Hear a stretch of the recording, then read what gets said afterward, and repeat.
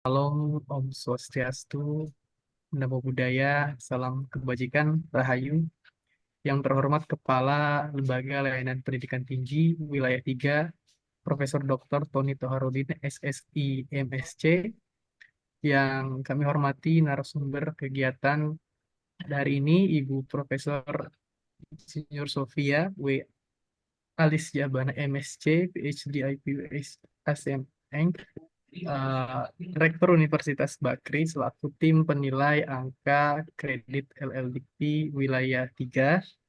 Eh, yang kami hormati Ibu Prita Ekasari, STMMSI sebagai Ketua Tim Kerja Sumber Daya Pendidik LLDP Wilayah 3, serta Bapak Ibu dosen Tim Penilai Angka Kredit sebagai pengabdian masyarakat kepada masyarakat LLDP Wilayah 3. Dan juga tim sumber daya pendidik LLDP Wilayah 3 selaku panitia kegiatan siang hari ini. Alhamdulillah, puji dan syukur marilah kita panjatkan kehadirat Allah Subhanahu wa Ta'ala, Tuhan yang Maha Esa, atas rahmat dan karunia-Nya. Pada hari ini kita masih diberi kesempatan dan kesehatan untuk berkumpul bersama dalam rangka kegiatan penyamaan persepsi tim penilai angka kredit LLDikti Wilayah 3 yang dilaksanakan secara daring melalui ruang Zoom. Sebelum kita mulai, saya akan membacakan rundown acara kegiatan siang hari ini. Yang pertama, dimulai dengan mendengarkan lagu Indonesia Raya.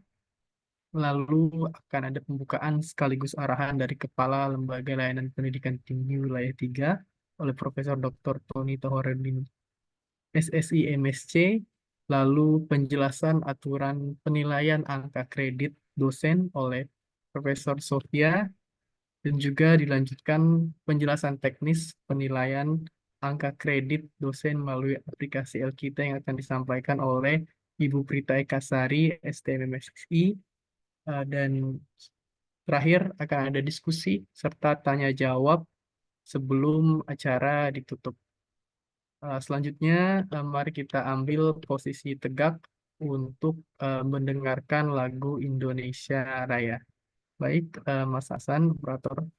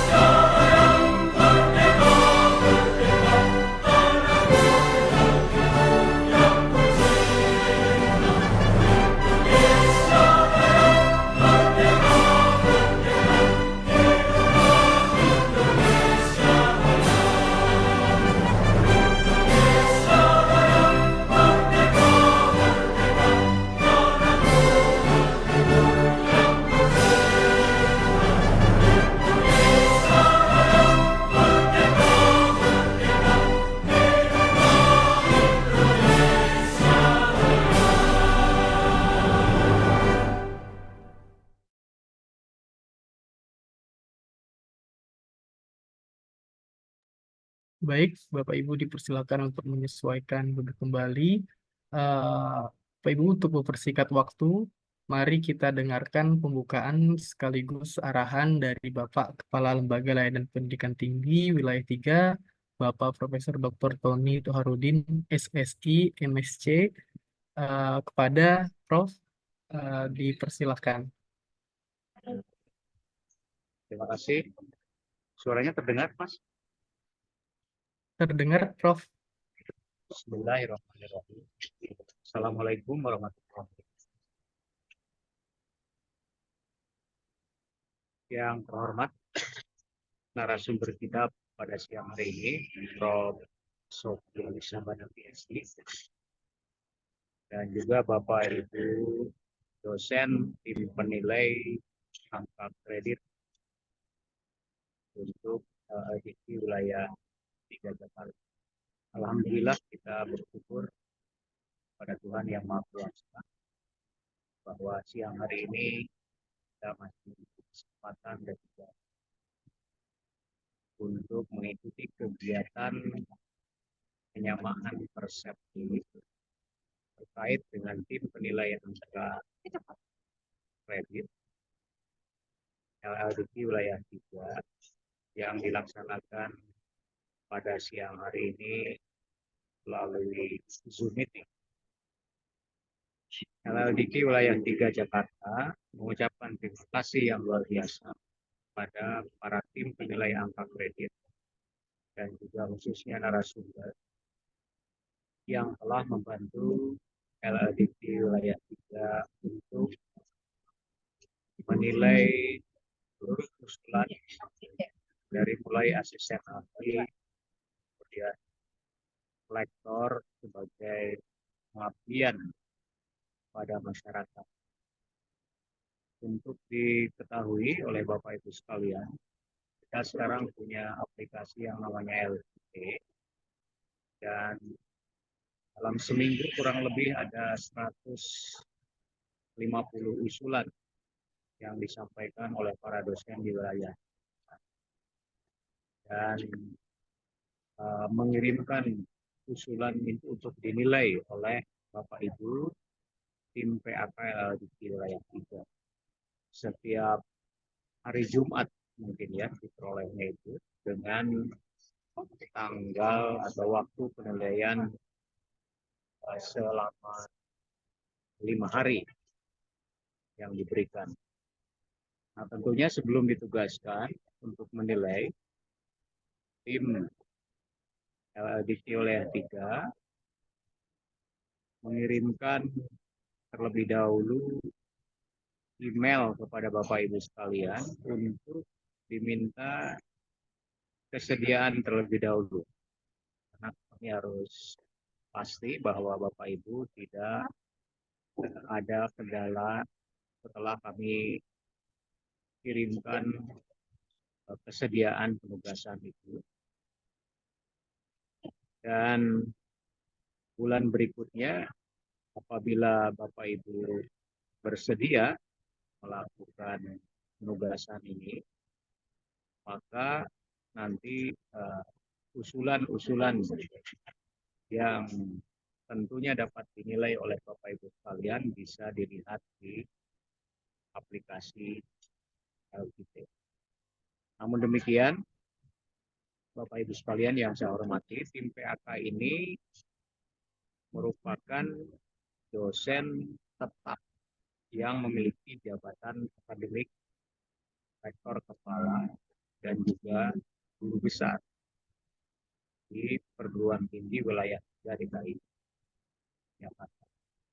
Yang tentunya ini berdasarkan SK yang ditetapkan oleh LLDP wilayah 3. Pada tahun 2024 ini kami juga telah menyebarkan kembali ya untuk mengisi kesediaan dari tim penilai PAK ini ya, untuk melakukan pengisian kesediaan dari kira-kira mungkin 410 dosen yang sudah kami identifikasi melalui sistem dan tentunya terbuka untuk semua dosen atau mempunyai kesempatan yang sama untuk melakukan proses penilaian terhadap usulan para dosen. Nah, tetapi Bapak Ibu sekalian, pentingnya acara pada hari ini harus ada persepsi yang sama di dalam penilaian usulan dosen ini dari tim PA, sehingga kegiatan ini sangat penting untuk dilakukan. Nah, kalau sudah persepsinya sama, maka kemudian ketika melakukan proses penilaian, profesionalisme, kemudian objektivitas dan sebagainya itu akan terkendali. Sehingga Bapak Ibu sekalian ini, jika sekarang hadir dalam kegiatan ini, tentunya nanti akan diharapkan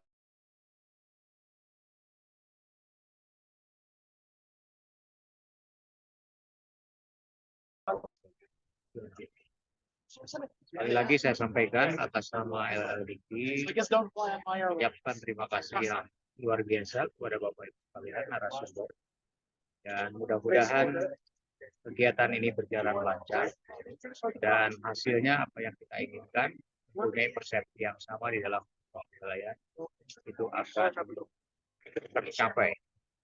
Barangkali demikian sambutan dari saya. Terima kasih. Billahi taufiq wal hidayah. Wassalamualaikum warahmatullahi wabarakatuh.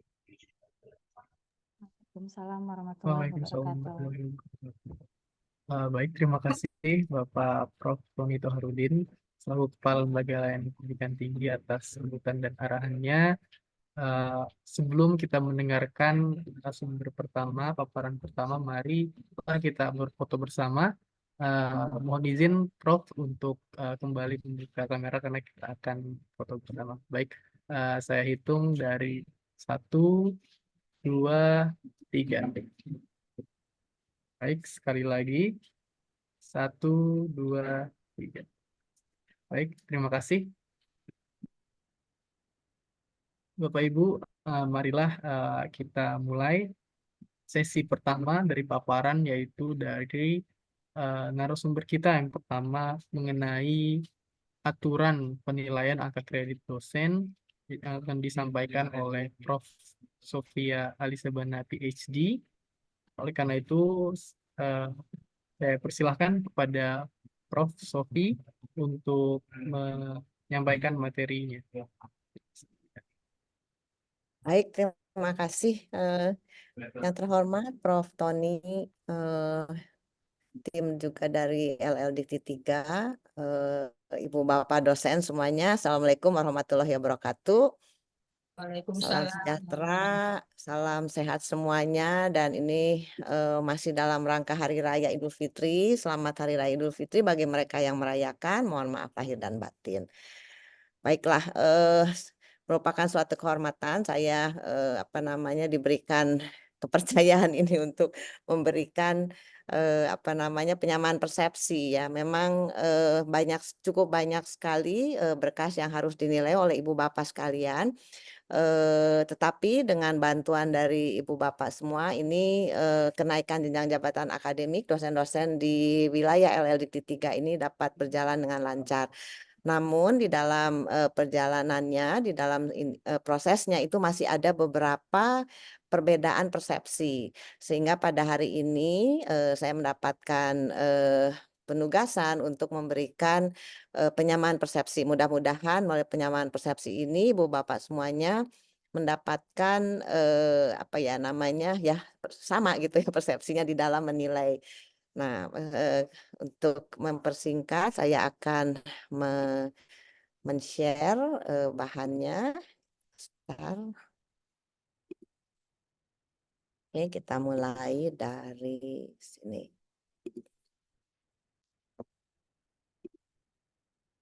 Oke ya, jadi sebetulnya kita semua ini mengacu kepada peraturan sebagai berikut ya. Jadi ini penting sekali sebetulnya peraturan-peraturan yang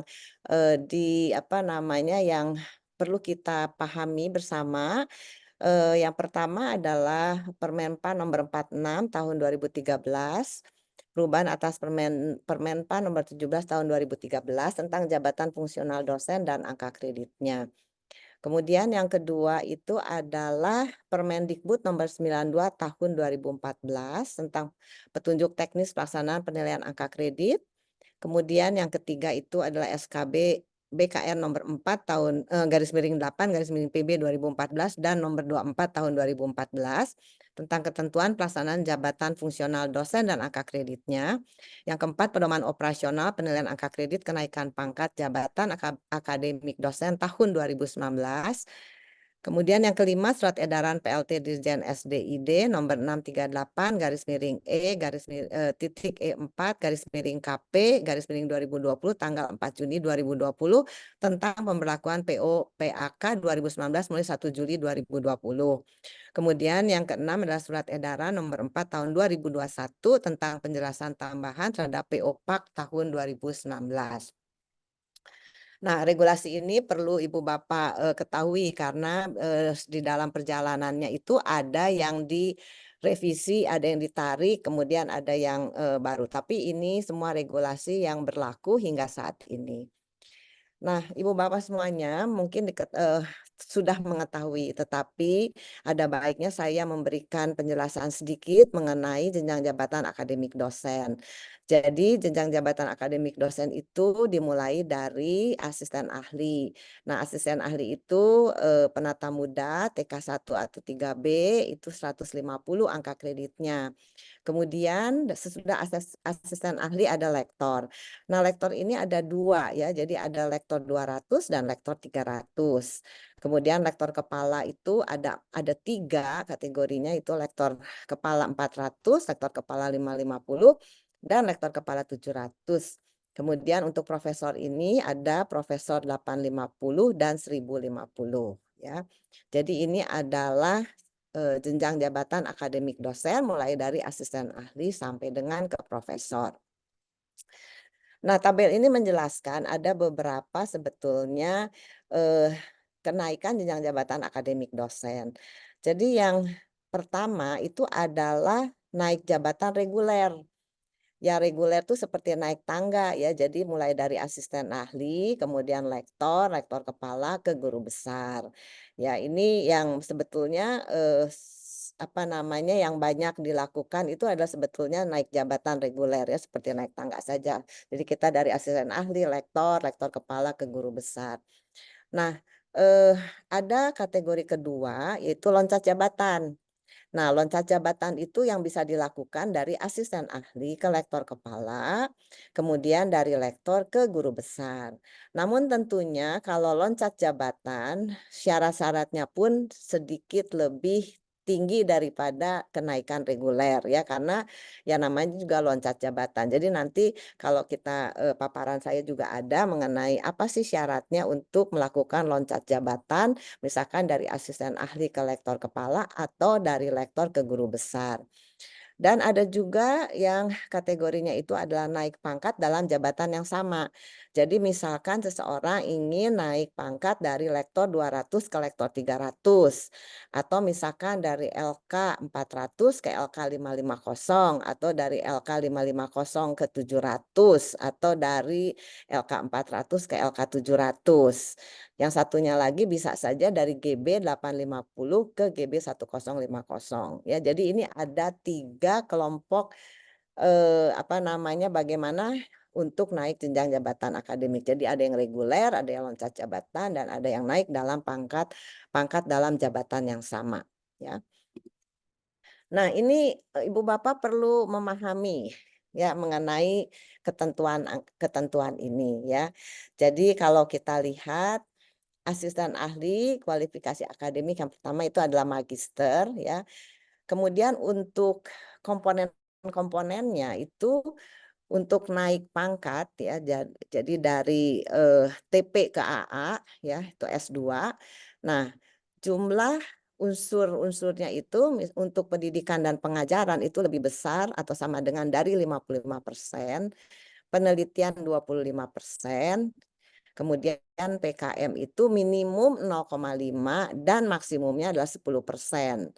Unsur penunjang juga maksimumnya adalah 10%. Jadi perlu dilihat untuk bagian pengabdian kepada masyarakat dan unsur penunjang itu ada maksimumnya. Jadi kalau nanti menemukan berkas yang dinilai itu nilainya adalah banyak untuk PKM dan unsur penunjangnya juga ini cukup banyak, tapi tetap yang akan digunakan itu adalah maksimumnya. Jadi kalau misalkan dari TP ke AA maksimumnya adalah 1 nilainya ya untuk pengabdian pada masyarakat dan 1 untuk unsur penunjang.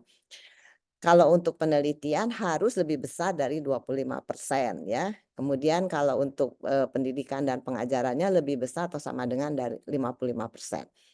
Kemudian untuk kolektor ya, itu untuk yang magister, pendidikan dan pengajaran itu adalah lebih besar atau sama dengan dari 45%, kemudian penelitiannya lebih besar atau sama dengan 35%, tetap untuk PKM dan unsur penunjang itu minimum 0,5 angka kredit dan maksimumnya 10%.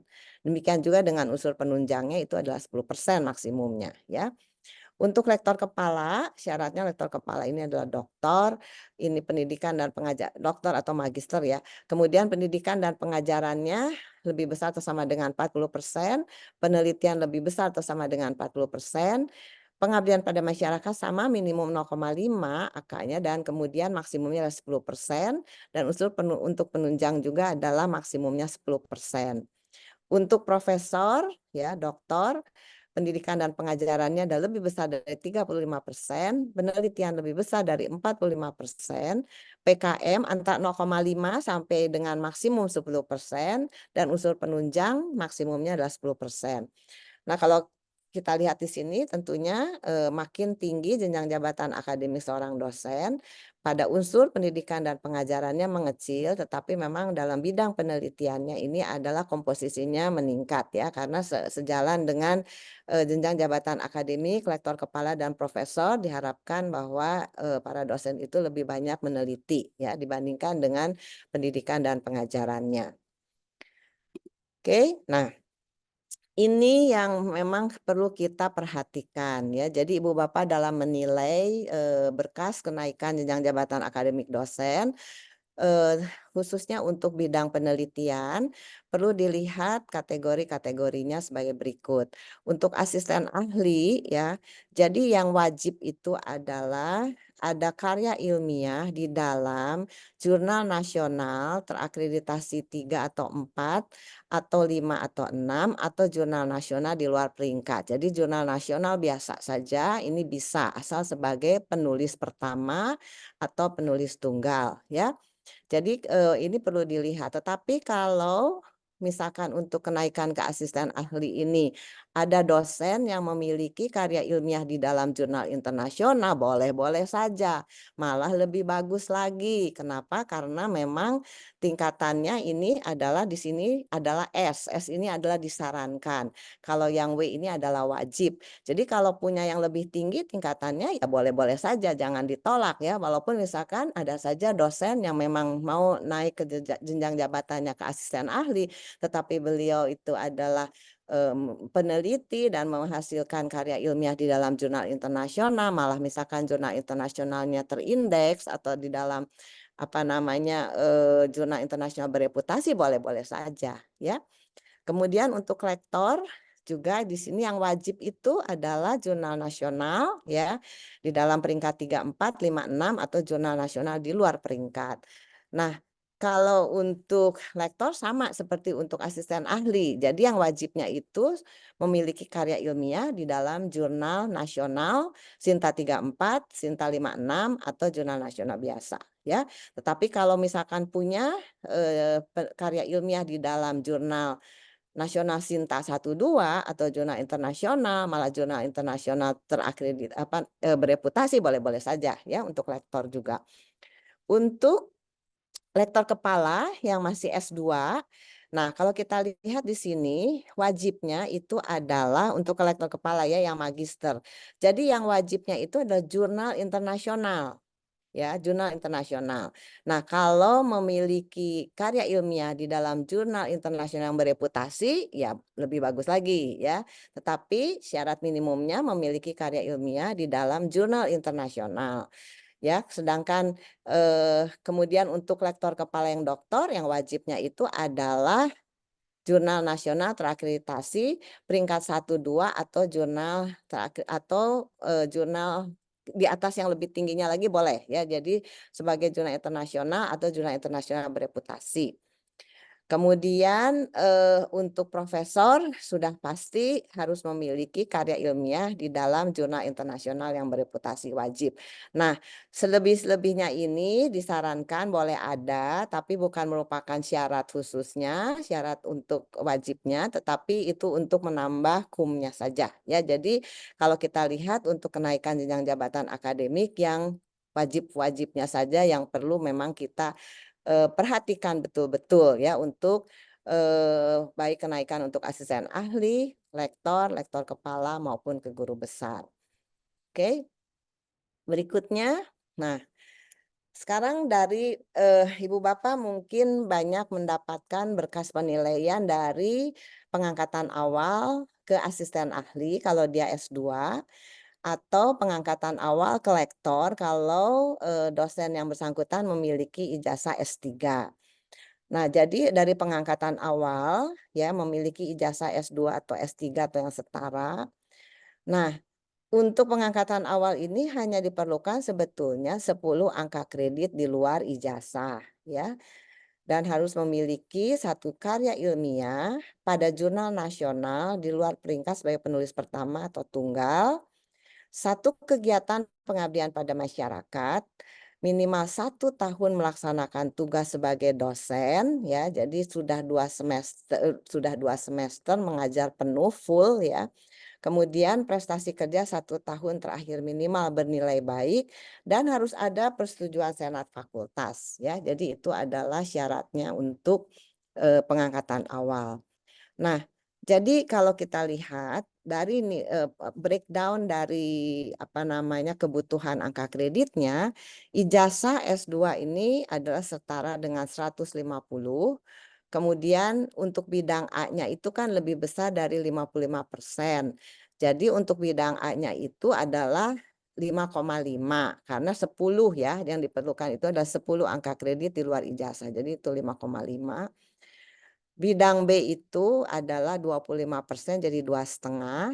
Bidang C itu 10%-nya menjadi 1 dan bidang D itu 10% dari 10 adalah 1 sehingga jumlahnya adalah 160 ya. Jadi dari di luar ijazah ada 10 angka kredit ya. Demikian juga dengan dari pengangkatan awal ke lektor ya untuk S3.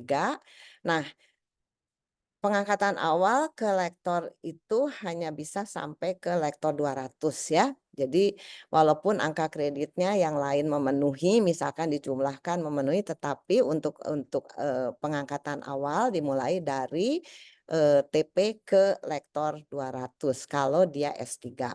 Jadi bidang A-nya lebih besar dari 45%, dari 10 adalah 4,5, bidang B-nya lebih besar dari 35% adalah 3,5, bidang C-nya kurang dari 10% adalah 1, bidang D maksimumnya 10% juga 1, jadi ditotalkan adalah 210 ya. Ini untuk pengangkatan awal. Kemudian lektor ya. Jadi ini adalah naik jabatan reguler. Dari paling kurang 2 tahun dalam jabatan terakhir. Jadi misalkan dari asisten ahli ke lektor, kemudian juga syaratnya itu bahwa bisa nanti berkasnya itu disetujui mencapai angka kredit yang dipersyaratkan, jadi kumulatif per unsur kegiatannya memenuhi, kemudian memiliki karya ilmiah pada jurnal nasional di luar peringkat sebagai penulis pertama atau tunggal ya, dan persetujuan senat fakultas. Ya, jadi ini adalah naik jabatan ke lektor. Misalkan dari asisten ahli ke lektor ya, jadi asisten ahli ke lektor. Nah, ini bisa ke lektor dari asisten ahli bisa langsung ke lektor 300 kemudian bisa juga dari lektor 200 ke lektor 300 kalau dia naik di dalam jabatan yang sama ya. Ini untuk ke lektor kepala. Nah, mungkin Ibu Bapak belum mendapatkan berkas penilaian untuk ke lektor kepala. Jadi biasanya Ibu Bapak di sini mendapatkan berkas penilaian dari pengangkatan awal ke asisten ahli, pengangkatan awal ke lektor, atau naik dari asisten ahli ke lektor, atau dari lektor 200 ke lektor 300 ya. Tetapi ini masih kalau tidak salah mohon dikoreksi Bu Prita. Jadi untuk kolektor kepala ini masih ditangani oleh tim dari LL Dikti 3, betulkah begitu Bu Prita? Betul, Mbak. Ya, oke. Oke ya, jadi ini saya tidak akan membahas masalah ini ya, juga untuk ke guru besar karena banyak hal-hal yang perlu kita samakan persepsinya itu adalah untuk beberapa hal yang, nah ini ya.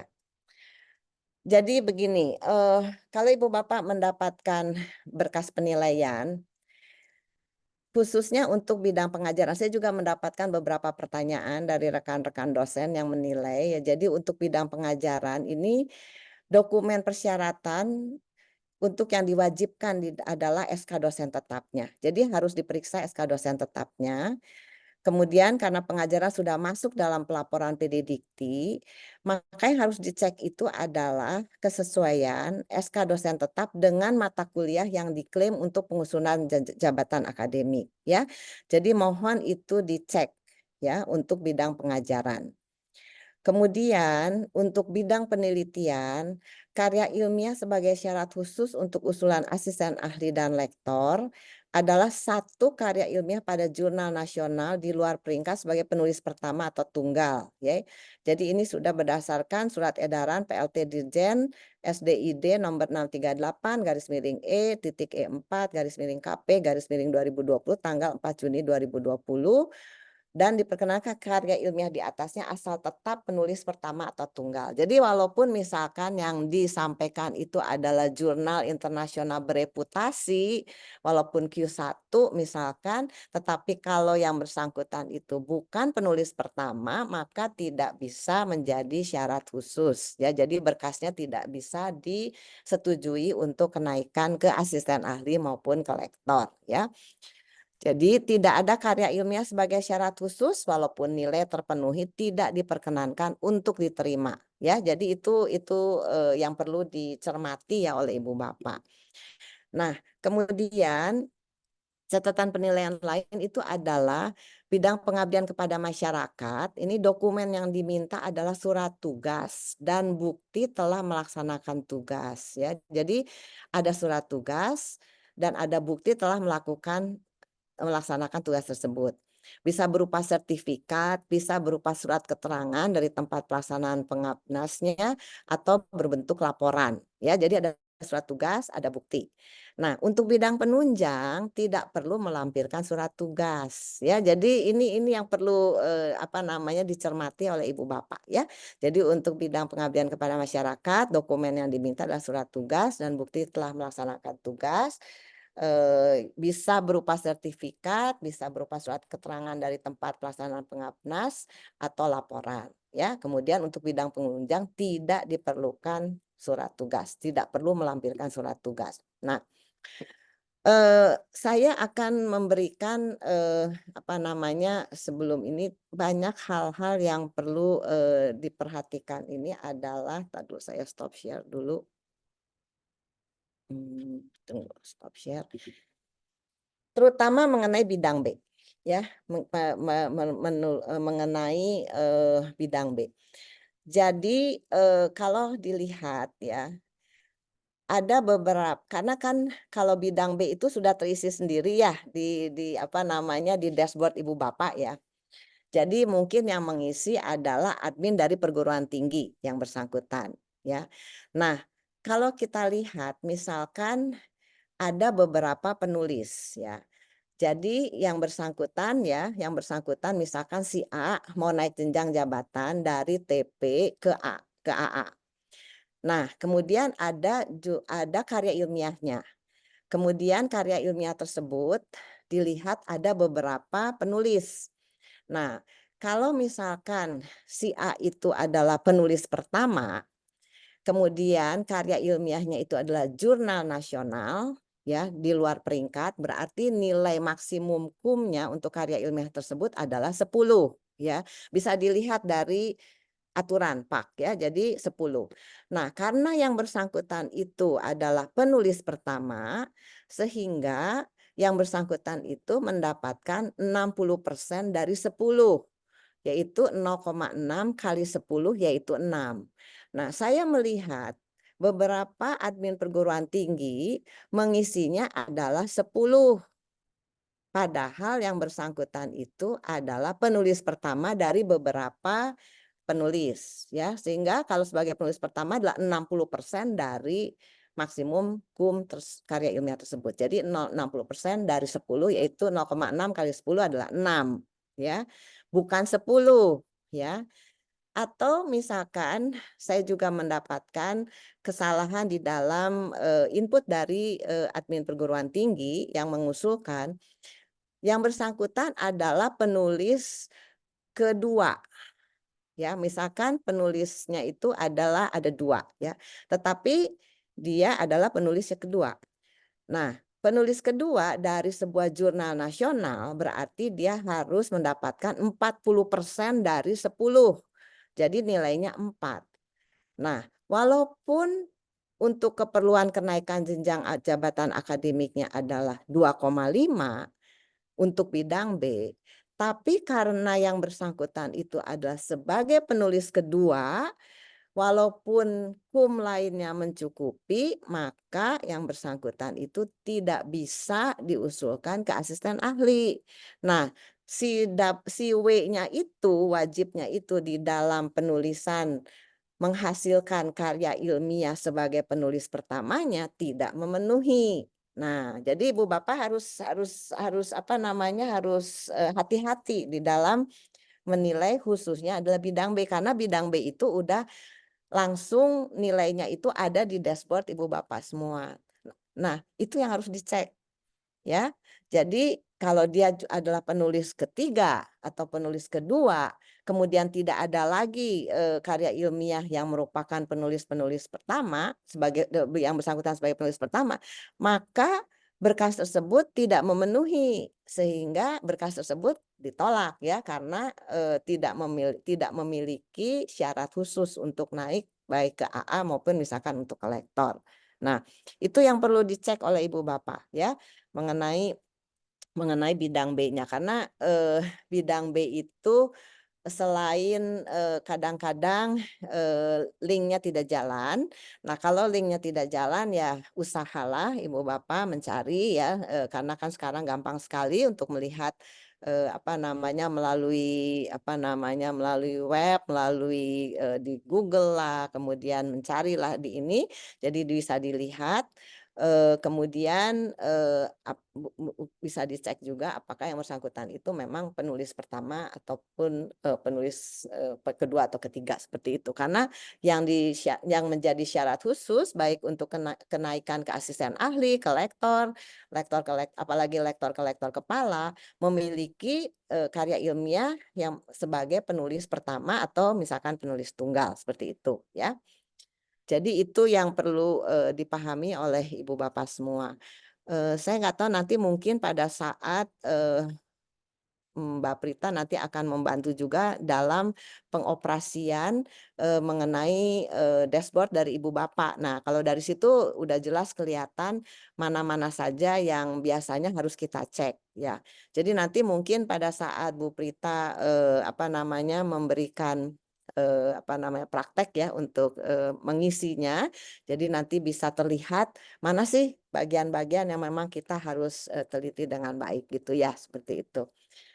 Mungkin itu dulu Bu Prita, nanti mungkin pada saat pengisian saya juga bisa memberikan contoh-contoh yang mana saja yang memang harus kita perhatikan, ya.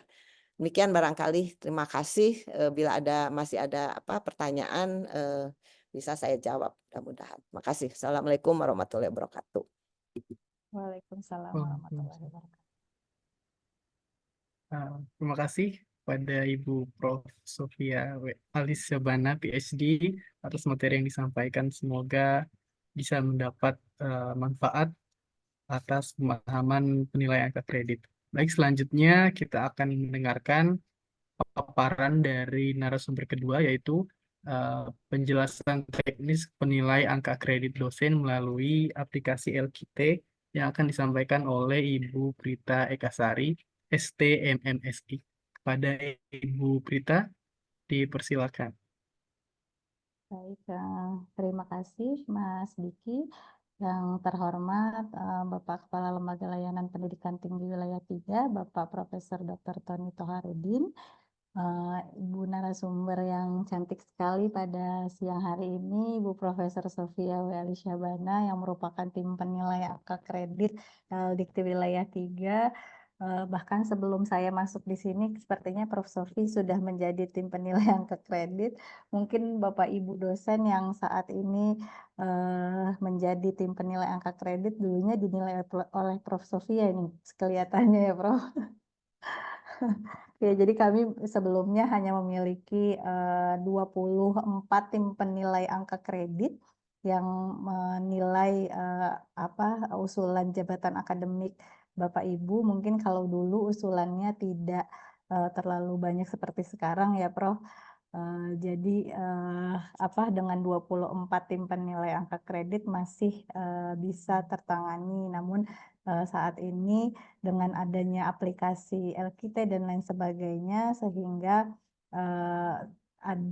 kami memerlukan tambahan tim penilai angka kredit untuk LDT wilayah 3. Baik, mungkin saya langsung mulai saja untuk mempersingkat waktu. Assalamualaikum warahmatullahi wabarakatuh. Selamat siang, Bapak Ibu, dosen, rektor kepala dan guru besar yang menjadi tim penilai angka kredit LDikti wilayah 3.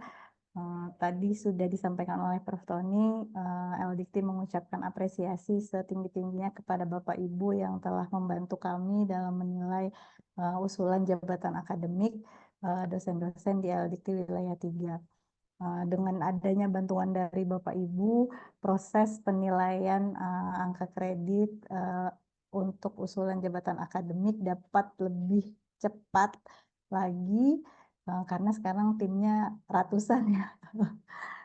Dulu 20, sekarang udah berkali-kali lipat banyaknya. Mungkin saya izin share screen sedikit terkait paparan. Nah ini.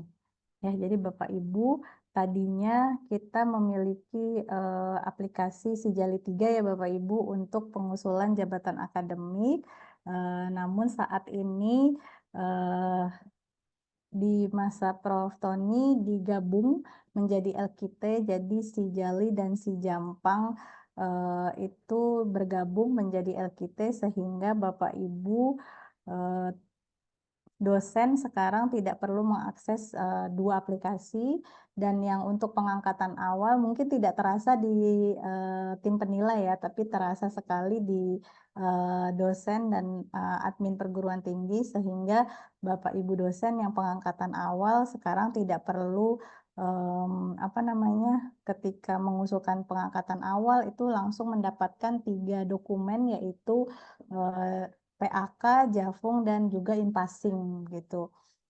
Tidak perlu lagi melakukan usulan untuk Inpassing, jadi sudah satu aplikasi, dan juga sekarang lebih cepat lagi karena sudah TTE ya Bapak Ibu, tidak lagi tanda tangan secara manual, dan ketika tim penilai menilai usulan, Bapak Ibu tim penilai menilai usulan dosen, ketika ditolak itu langsung kembali ke dosen ya Bapak Ibu. Jadi catatan-catatan penolakan Bapak Ibu dari tim penilai itu kami berharap bisa lebih jelas lagi. Ketika kami juga sudah fasilitasi juga ketika memang angka kreditnya kurang, itu kami langsung kami buatkan perhitungan di sana.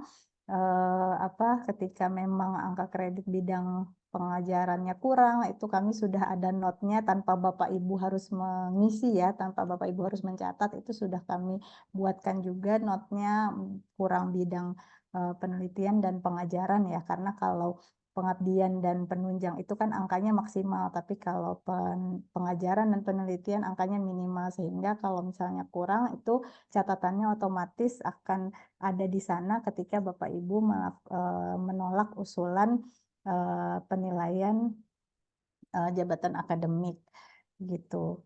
Jadi langsung ke dosen penolakannya, tidak ke LDT lagi, jadi langsung ke dosen. Jadi kalau sudah diterima itu baru kami yang akan proses untuk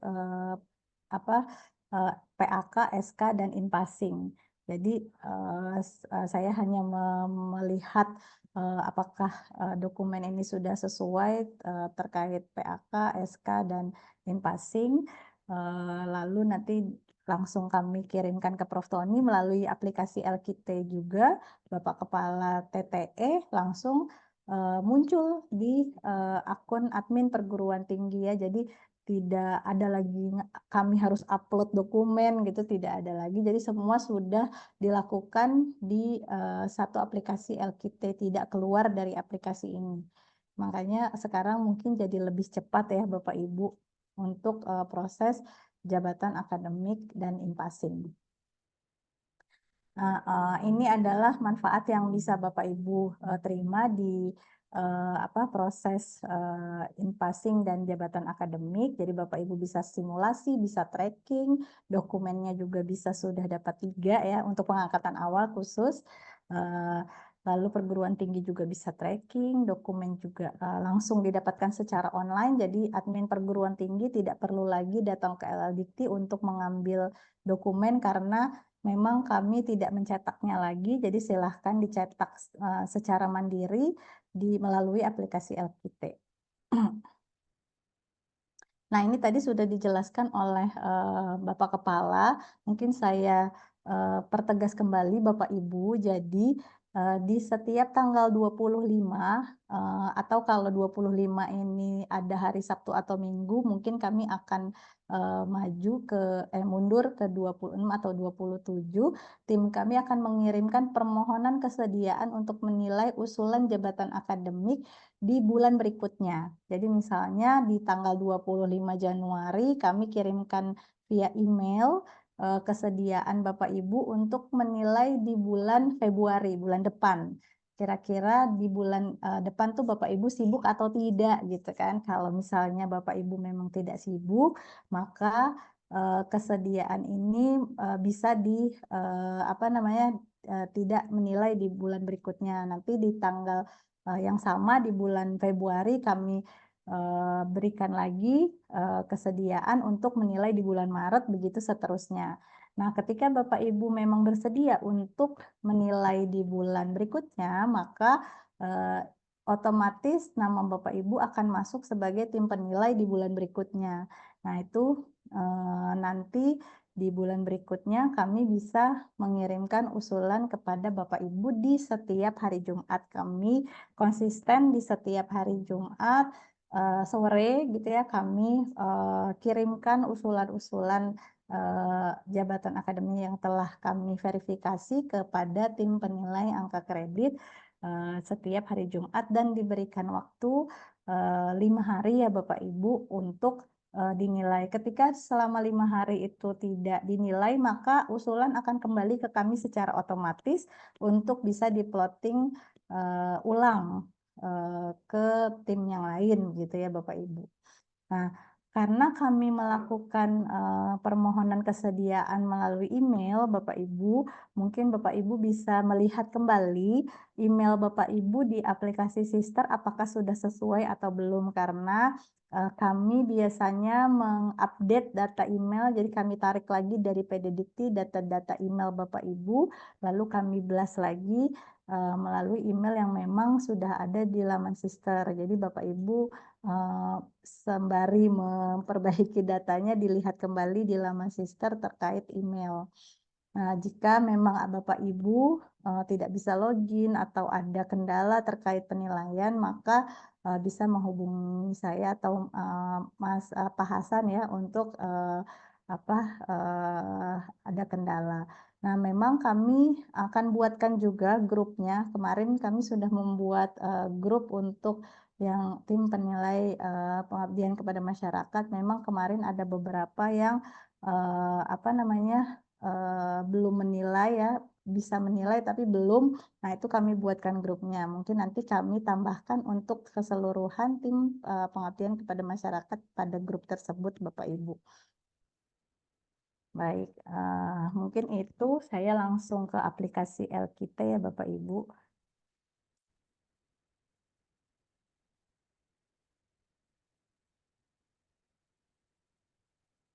Baik, Bapak Ibu, di aplikasi Elkite ini Bapak Ibu biasanya sudah familiar ya, sudah bisa melihat dokumen usulan dari dosen. Nah, ini saya sampling satu. Di data dasar ini semua data dari PDDikti di mata kuliah juga tadi sudah disampaikan oleh Prof. Sofia bahwa mata kuliah yang bisa diklaim di pengajaran hanya mata kuliah yang memang sudah dilaporkan oleh admin feeder kampusnya ke PDDikti begitu Bapak Ibu. Jadi kami memang tadinya yang wajib itu hanya surat tugas mengajar ya, SK mengajar Bapak Ibu gitu ya. Memang ada tambahan-tambahan dokumen lainnya, tapi kalau untuk pengangkatan awal itu biasanya kalau sudah ada di PDDikti seperti yang disampaikan Prof. Sofi tadi, paling tidak sudah ada validitasnya bahwa memang yang bersangkutan mengajar mata kuliah tersebut. Yang harus dicek adalah apakah sesuai dengan dengan SK yang diterima dosen dan yang dilaporkan di PDDikti, karena kadang ada beberapa yang tidak sesuai ya Bapak Ibu. Nah, itu yang biasanya menjadi catatan tim penilai angka kredit, dan kami biasanya juga memperhatikan catatan tersebut terkait ketidaksesuaian data yang ada di PDDikti dengan dokumen yang disampaikan ke kami begitu ya. Sehingga kalau yang seperti itu menjadi bahan monitoring kami ke perguruan tinggi nantinya. Lalu di riwayat pendidikan di sini Bapak Ibu yang memang diminta wajib untuk dokumennya adalah pendidikan terakhir ya Bapak Ibu. Jadi ijazah, transkrip, dan kalau misalnya memang ijazahnya luar negeri itu wajib ada SK penyetaraannya. Kalau Bapak Ibu sudah pernah mengusulkan jabatan akademik di Sijali sebelumnya, sebelum Elkite, dokumen itu sudah ada sendiri ya Bapak Ibu. Jadi kalau sudah pernah untuk pengusulan selanjutnya itu Bapak Ibu tidak perlu upload kembali. Nah, untuk seperti file tesis atau disertasi memang yang diminta itu biasanya yang ijazah terakhir ya Bapak Ibu. Kalau ijazah terakhirnya S2 berarti file tesis ini menjadi wajib, karena kenapa Bapak Ibu? Jadi biasanya Bapak Ibu tim penilai angka kredit kan menilai syarat khusus ya atau jurnal yang diklaim untuk pengusulan. Nah, memang kan harusnya tidak sama dengan hasil tesis atau disertasi dosen gitu ya, sehingga seharusnya ada keterbaruan minimal 50% dari tesis dan atau disertasi dosen tersebut. Nah, sehingga kami memang menggunakan file ini untuk Bapak Ibu tim penilai melihat apakah jurnal yang diklaim untuk bidang penelitian itu sama dengan tesis atau disertasinya. Kalau sama berarti tidak bisa digunakan untuk jurnal, karena memang si ijazah ini sudah punya angka kredit yang cukup besar, mencakup tadi ya yang sesuai dengan tesis atau disertasinya begitu. Nah, apabila Bapak Ibu dosen yang memang disertasi atau tesisnya hilang atau sudah lama gitu ya, itu memang kami biasanya mintakan surat keterangan bahwa hilang dan minta apa namanya rangkuman dari tesis atau disertasinya. Nah, untuk bidang pengajaran, Bapak Ibu, ketika dosen ini biasanya kalau pengangkatan awal pendidikan formal sudah pasti ada, karena kalau pengangkatan awal ijazah terakhirnya pasti belum pernah diklaim. Nah, kalau kenaikan ketika asisten ahli mau naik ke lektor tidak ada tambahan ijazah, maka di pendidikan formal ini tidak diisi ya Bapak Ibu, atau kalau terisi pun ketika ketika Bapak Ibu terima di sini, ketika Bapak Ibu simpan itu tidak ada nilainya karena ijazahnya sudah diklaim untuk jabatan fungsional, jabatan akademik sebelumnya. Jadi kalau tidak ada tambahan ijazah itu tidak diklaim ijazahnya gitu. Oke. Nah, ini Bapak Ibu kalau memang sudah sesuai ijazah, transkrip dan disertasi ada sesuai, Bapak Ibu bisa simpan penilaian. Ya, jadi kalau sudah simpan biasanya warnanya kuning ya Bapak Ibu. Nah, ini jadi hijau ya kalau sudah dinilai. Nah, ini untuk pengajaran Bapak Ibu di sini kami juga sudah hitungkan kalau pengajaran memang kalau untuk asisten ahli pengangkatan awal itu yang yang dijumlahkan itu adalah separuh dari SKS pada semester tersebut ya. Kecuali sudah lektor misalnya lektor 200 mau ke 300 itu baru nilai penuh dari jumlah SKS. Nah, itu sudah memang dihitungkan oleh sistem. Jadi Bapak Ibu tinggal melihat kesesuaian bukti pengajaran atau surat tugas mengajar. Nah, ini Bapak Ibu nih seperti ini, kalau surat tugas mengajarnya tidak bisa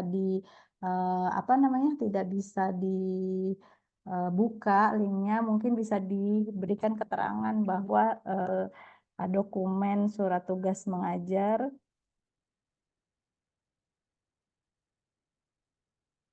tidak dapat diakses. Nah, sehingga ketika Bapak Ibu tidak memberikan nilai, dosen tersebut tahu apa alasannya begitu ya Bapak Ibu. Nah, memang bukti pengajaran yang lain ini adalah bukti pendamping ya Bapak Ibu, karena kalau yang ini wajib, yang ini memang pendamping. Jadi kalaupun memang ada yang tidak lengkap untuk pengangkatan pertama biasanya sih dari tim kami yang lama ya itu memang asisten ahli menjadi sebuah reward ya untuk dosen agar semangat menjadi dosen gitu ya Bapak Ibu, karena selain syaratnya memang cukup mudah, mengajarnya juga tidak terlalu banyak begitu ya. Nah, itu memang tidak terlalu ketat gitu ya, kecuali sudah sudah punya jabatan sebelumnya. Nah, itu memang bisa lebih diperhatikan kembali gitu ya Bapak Ibu untuk dokumen-dokumennya. Oke. Nah, ini kalau memang sudah sesuai tidak ada nilai ini bisa disimpan ya Bapak Ibu. Nah, nanti kita kembali lagi. Oke, biasanya untuk bidang penelitian di sini biasanya kalau usulan awal AA atau lektor tidak jauh dari jurnal biasa ya Bapak Ibu atau Sinta 4, Sinta 3 gitu ya Bapak Ibu. Nah, ini memang tadi sudah disampaikan oleh Prof. Sofi terkait jumlah nilai ya. Angka kredit dari tim penilai ini memang sudah tertera nih Bapak Ibu. Jadi tadi sudah disampaikan oleh Prof. Sofi untuk jurnal hasil penelitian atau pemikiran yang dipublikasikan dimuat dalam proceeding dan dipublikasikan secara nasional, nilai maksimalnya berapa, kalau jumlah penulisnya 3, yang bersangkutan penulis ketiga berarti 40% dari 2 penulis ya, karena penulis pertama udah 60%, tinggal sisa 2 penulis, berarti 40% dari 2. Nah, angka kredit yang dimasukkan di tim penilai adalah angka kredit yang itu ya Bapak Ibu, yang sudah dihitung. Oke. Ya, di bidang penelitian juga biasanya dicek juga apakah dokumennya bisa dibuka dan lain sebagainya. Nah, untuk cek similarity atau originality itu dikhususkan untuk apa namanya jurnal atau karya ilmiah internasional ya Bapak Ibu. Kalau nasional memang tidak ada URL untuk cek similarity dan originality. Nah, ini peer review nanti mungkin kami hilangkan ya. Ini memang sudah tidak ada lagi ya, semenjak keputusan MK tahun 2022 itu sudah tidak ada peer review, nanti akan kami hilangkan di akun tim penilai ya Bapak Ibu, karena di akun dosen itu juga sudah tidak ada ya untuk URL peer review. Jadi udah pasti kosong di sini. Gitu. Baik, tadi untuk bidang pengabdian kepada masyarakat, Bapak Ibu tadi juga sudah disampaikan oleh Prof. Sofi bahwa memang ketika melakukan kegiatan penyuluhan dan lain sebagainya, buktinya adalah harus wajib ada surat tugas serta bukti telah melaksanakan tugas. Memang kami di sini buatnya namanya sertifikat, tapi isinya tidak harus sertifikat Bapak Ibu, tapi bisa tadi ya laporan, surat jalan, dan lain sebagainya. Yang penting membuktikan bahwa dosen ini benar-benar telah melaksanakan tugas pengabdian kepada masyarakat. Gitu. Jadi ada penugasan dan ada bukti telah melaksanakan tugas. Nah, untuk bidang apa namanya penunjang Bapak Ibu, di penunjang memang kami tidak minta surat tugas Bapak Ibu, jadi hanya satu dokumen saja yang bisa dimasukkan di sini. Biasanya kalau untuk apa dokumen bukti bahwa di sini berperan aktif dalam pertemuan ilmiah, mengikuti kuliah umum, buktinya apakah sertifikat biasanya ya, atau menjadi anggota profesi apa, biasa kartu anggotanya seperti itu. Nah, Bapak Ibu, di resume ini Bapak Ibu bisa melihat kalau memang nilainya sudah tidak ada yang merah, itu berarti sudah bisa diterima ya Bapak Ibu untuk penilaian. Tapi di sini sudah kami kunci ketika masih ada yang merah, itu udah pasti yang diterimanya tidak ada. Nah, kalau Bapak Ibu mau menambahkan catatan bisa dilakukan di sini Bapak Ibu. Jadi Bapak Ibu bisa bebas memberikan catatan apapun kepada dosen yang Bapak Ibu nilai di sini. Nah, catatan-catatan ini adalah catatan yang tadi Bapak Ibu masukkan di bidang-bidang ABCD ya Bapak Ibu, itu otomatis masuk di sini.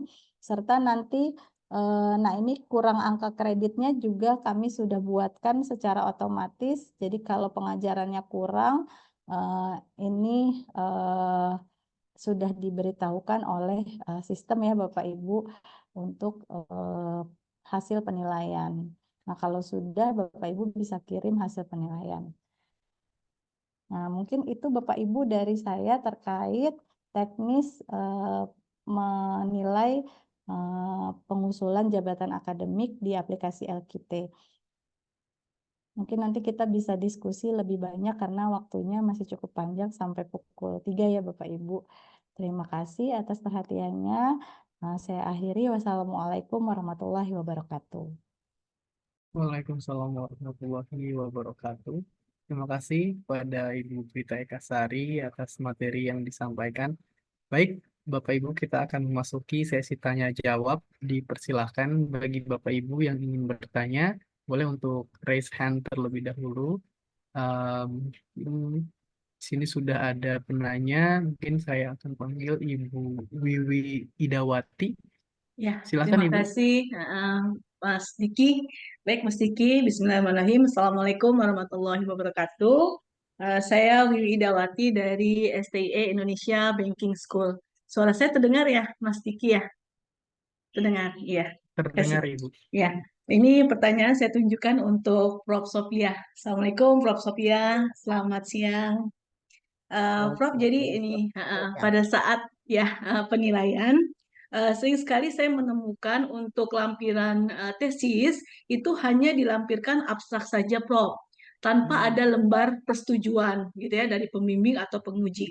Apakah itu bisa dikatakan sah atau itu tidak sah atau dikembalikan lagi kepada eh, penelitinya gitu. Nah, yang kedua adalah mengenai syarat khusus, Prof, terkait dengan penelitian di bidang B. Di bidang B yaitu loncat dari LK ke guru besar, ke GB. Nah, di situ kan dikatakan adanya wajib ya, Prof ya, yaitu internasional bereputasi. Yang saya tanyakan, apakah internasional bereputasi itu harus Q1 dan Q2? Sedangkan Q3 dan Q4-nya tidak masuk dalam kategori karena ini masih simpang siur nih, Prof. Makanya minta tolong penjelasan. Kemudian Prof, ketika dilakukan penilaian ternyata Scopus itu discontinue, Prof. Kadang udah bayar mahal-mahal nih, Prof. Ini juga menjadi satu apa tuh bumerang ya bagi peneliti. Nah, itu mohon arahannya, Prof, dan juga untuk pembagian nilai. Ada juga nih, Prof, yang mengatakan bahwa untuk penulisan bereputasi gitu ya, Prof, itu penulis hanya dibatasi yang dinilai hanya sampai penulis keempat gitu, Prof. Yang lainnya itu tidak diberikan bobot nilai. Apakah itu benar seperti itu, Prof? Mohon pengarahannya, Prof. Terima kasih. Oke, terima kasih Ibu Wiwi. Ya, oke. Mungkin begini, saya ingin meluruskan dulu begini. Yang sekarang ini Ibu Bapak sebagai penilai untuk berkas ke lektor paling tinggi ya. Jadi bukan masalah dosen yang ingin naik dari LK ke GB atau dari loncat jabatan, nanti ada sesi lain ya. Kalau itu sesi lain. Kalau saya lihat dari catatan-catatan yang ada di chat itu juga kebanyakan itu masalah pertanyaan pribadi gitu yang mau naik. Jadi gini, sekarang Iya, Prof. penyamaan persepsi ini hanya Iya. sampai ke Oh, lektor saja ya. baik, Jadi Prof. kan Iya. ini yang memang ditugaskan oleh Prof Tony ya untuk cepat gitu supaya berkas-berkas ini bisa cepat naik. Nah, nanti yang sisanya yang dari LK kemudian LK ke GB itu oleh tim PAK gitu ya, seperti itu ya. Nah, jadi yang nanti yang pertanyaan ke LK itu tidak akan saya jawab. Jadi ada sisi lain. Baik, Prof. Juga Baik. Ibu Bapak yang lain ya. Tadi saya lihat banyak sekali pertanyaan mengenai itu pertanyaan pribadi. Pertanyaan kawan. Bapak. Nanti ada sesi lain, pasti ada sesi lain karena ini Sisi lainnya, Prof. kali LLDT 3 tuh yang paling suportif untuk kenaikan dosen-dosen untuk percepatan tuh ke LK dan ke GB paling suportif. Oke, terima kasih LLDT 3 nih. Ya. Oke, kembali ke pertanyaan satu kelihatannya ya yang bisa saya jawab. Pertanyaan ke satu itu, jadi yang bersangkutan itu apa sebagai pembimbing gitu atau justru tesisnya itu tidak ada ini. Hanya abstraknya saja, Prof, yang dikirimkan, tapi lembar persetujuannya itu kadang tidak Harusnya ada lembar dilampirkan. persetujuannya, harusnya Oh, ada itu lembar yang sah itu persetujuannya. ya, Iya, Prof, iya, berarti ya. iya, Kalau tidak iya. itu harus dikembalikan lagi kan, Iya, Prof? kembalikan saja. Ditolak. Jadi nanti Ya. jadi nanti ditolak nanti bagi LLDT 3 akan memberitahu kepada admin perguruan tinggi yang bersangkutan. Jadi untuk memperbaikinya. Seperti itu, ya. Oh ya, baik, Prof, Ya. terima kasih. Cuma satu lagi mungkin bisa berkaitan nih, Prof, yang tadi Ya, dia tadi kan bisa loncat walaupun AA, tapi dia ada tulisan ya, Prof, yang ya, internasional bereputasi gitu kan. ya. Kemudian tapi discontinue gitu loh, Prof. Itu bagaimana, Prof? Kita Dari apa AA batalkan? dari AA ke lektor kepala kan itu Iya, ya. dari Ya, lektor iya, kepala itu 200 ke berkas itu 300 tidak gitu. berkas itu tidak akan ke Ibu. Enggak, Bu. Prof, dari L200 ke 300 juga itu kadang dia menampilkan Ya itu jadi internasional dinilai, reputasi. oke, jadi Ya. dinilainya paling rendah saja. Jadi dinilai Oh, sebagai jurnal internasional yang biasa saja. Jadi kan kalau oh, gitu. internasional bereputasi kan maksimum 40, kemudian Iya, yang terindeks 30. Nah, ini bisa heeh. dinilai sebagai jurnal internasional biasa saja yang 20, maksimumnya 20. Oh, walaupun dia discontinue Ya, saat kita ya, nilai. ya, Oh, gitu. Baik, Prof. 20. Terima Jadi kasih atas turun ke paling masukannya. bawah, jurnal Oh, turun ke internasional. paling bawah ke Ke paling 20. bawah, Ya. 20, Ah, ya. ya. Itu boleh kalau itu ya. Jadi Boleh ya, paling Prof. bawah. Mm-mm. Nah, Ah, ah, ah. tapi jangan yang proceeding ya. Jadi tetap Ah, ah, walaupun ah, ah. proceeding internasional yang terindeks tuh ya, misalkan ada di itu juga jangan. Jadi yang menjadi syarat khusus itu adalah memang jurnal sebagai penulis pertama di dalam Ya. Mm-mm, jurnal mm-mm. ya. Jadi Iya. bukan proceeding ya. Boleh. Berarti boleh ya, Prof, walaupun discontinue. IOP itu Iya. termasuk ke Iya. dalam proceeding ya, ke dalam Proceeding, ya. proceeding ya. Baik, Prof. Terima Walaupun kasih. internasional Ah, itu Scopus ya. iya, Jadi nanti itu Scopus, sebagai namun penambah discontinue. ya. Gitu. Tapi boleh Oke. ya diakuin ya, Oke. Prof. Terima kasih, Prof, Ya. atas Ya, masukannya. sukses Ya. selalu. Iya, Prof. Terima kasih. Terima kasih. Baik, terima kasih Bu Wiwi Idawati dan Prof. Sofi yang sudah menjawab. Selanjutnya kita ke penanya berikutnya, mungkin Pak Mujiono Sadikin dari UBJ. Silakan, Bapak. Terima kasih, Mas. Terima kasih, Prof. Sofi. Mudah-mudahan pertanyaan saya nyangkut, tidak kemana-mana. Ada dua, Prof. Tadi yang pertama, saya lihat di slide-nya Prof. tadi dan penjelasannya Prof. Sofia, untuk unsur pengajaran itu bukti dokumen pendukungnya cukup SK pengangkatan, dan kemudian nanti SK penugasan, Penugasan ya, dan dicek ke PT Dikti. Tapi ya. kalau saya lihat di POPAK-nya, Prof, itu selain SK penugasan juga bukti kinerja yang Kinerja. harus disertakan. Nah, itu jadi wajib apa enggak? Karena selama ini saya ngecek dua-duanya itu. Ya. Itu yang pertama. Terus kemudian yang kedua, untuk unsur B, Prof, kebanyakan yang saya kebanyakan selama ini yang masuk itu dokumen pendukung untuk penelitian itu hanya jurnalnya saja. Sementara ketentuan yang lain seperti di POPAK itu kan ada cover, daftar isi, itu tidak disertakan. Nah, itu bagaimana? Apakah kita reviewer ini ngalah untuk mencari sendiri covernya atau dibalikin aja gitu? Itu aja, Prof. Terima kasih. Oke, baik, terima kasih. Jadi untuk yang penugasan ya, jadi tidak perlu sampai kepada misalkan kan ada berita acara perkuliahan seperti itu ya, itu nggak perlu. Jadi kalau sudah ada surat penugasannya dan juga sudah sesuai dengan mata kuliah yang diklaim di situ, jadi diokekan saja ya. Tapi beda dengan BKD ya. Kalau BKD itu makanya ini juga mungkin suka tertukar-tukar. Kalau BKD itu harus tuh dengan bukti BAP-nya, kemudian nilai dan seterusnya ya. Kalau ini cukup dari surat penugasan dan kemudian mata kuliahnya sesuai dengan surat penugasan. Ya. Kemudian yang kedua itu tadi mengenai hanya jurnalnya saja. Nah, ini kan untuk ke asisten ahli. Jadi juga tadi disampaikan bahwa kita ini memang harus memberikan semangat ya bagi para dosen-dosen gitu ke asisten ahli, dan kemudian supaya mereka tuh semangat lah untuk memiliki jenjang jabatan akademik.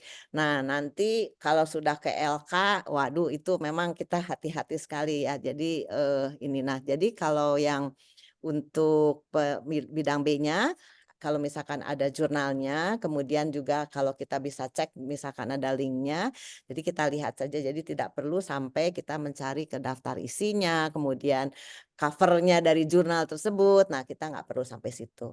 Jadi kita nilai saja dengan adanya jurnalnya. Ya, asal ada jurnalnya ya, benar-benar ada jurnalnya. Oke, itu. Ya, jadi bukti kinerja pengajaran tidak wajib ya, Prof? Tidak wajib, ya. Oh, ya. SK penugasan saja, ya. Baik, makasih, Prof. Ya, makasih. Baik, terima kasih Pak Mujiono Sadikin dan juga Ibu Prof. Sofi. Selanjutnya kita ke penanya berikutnya, ada Ibu Teolina Evi.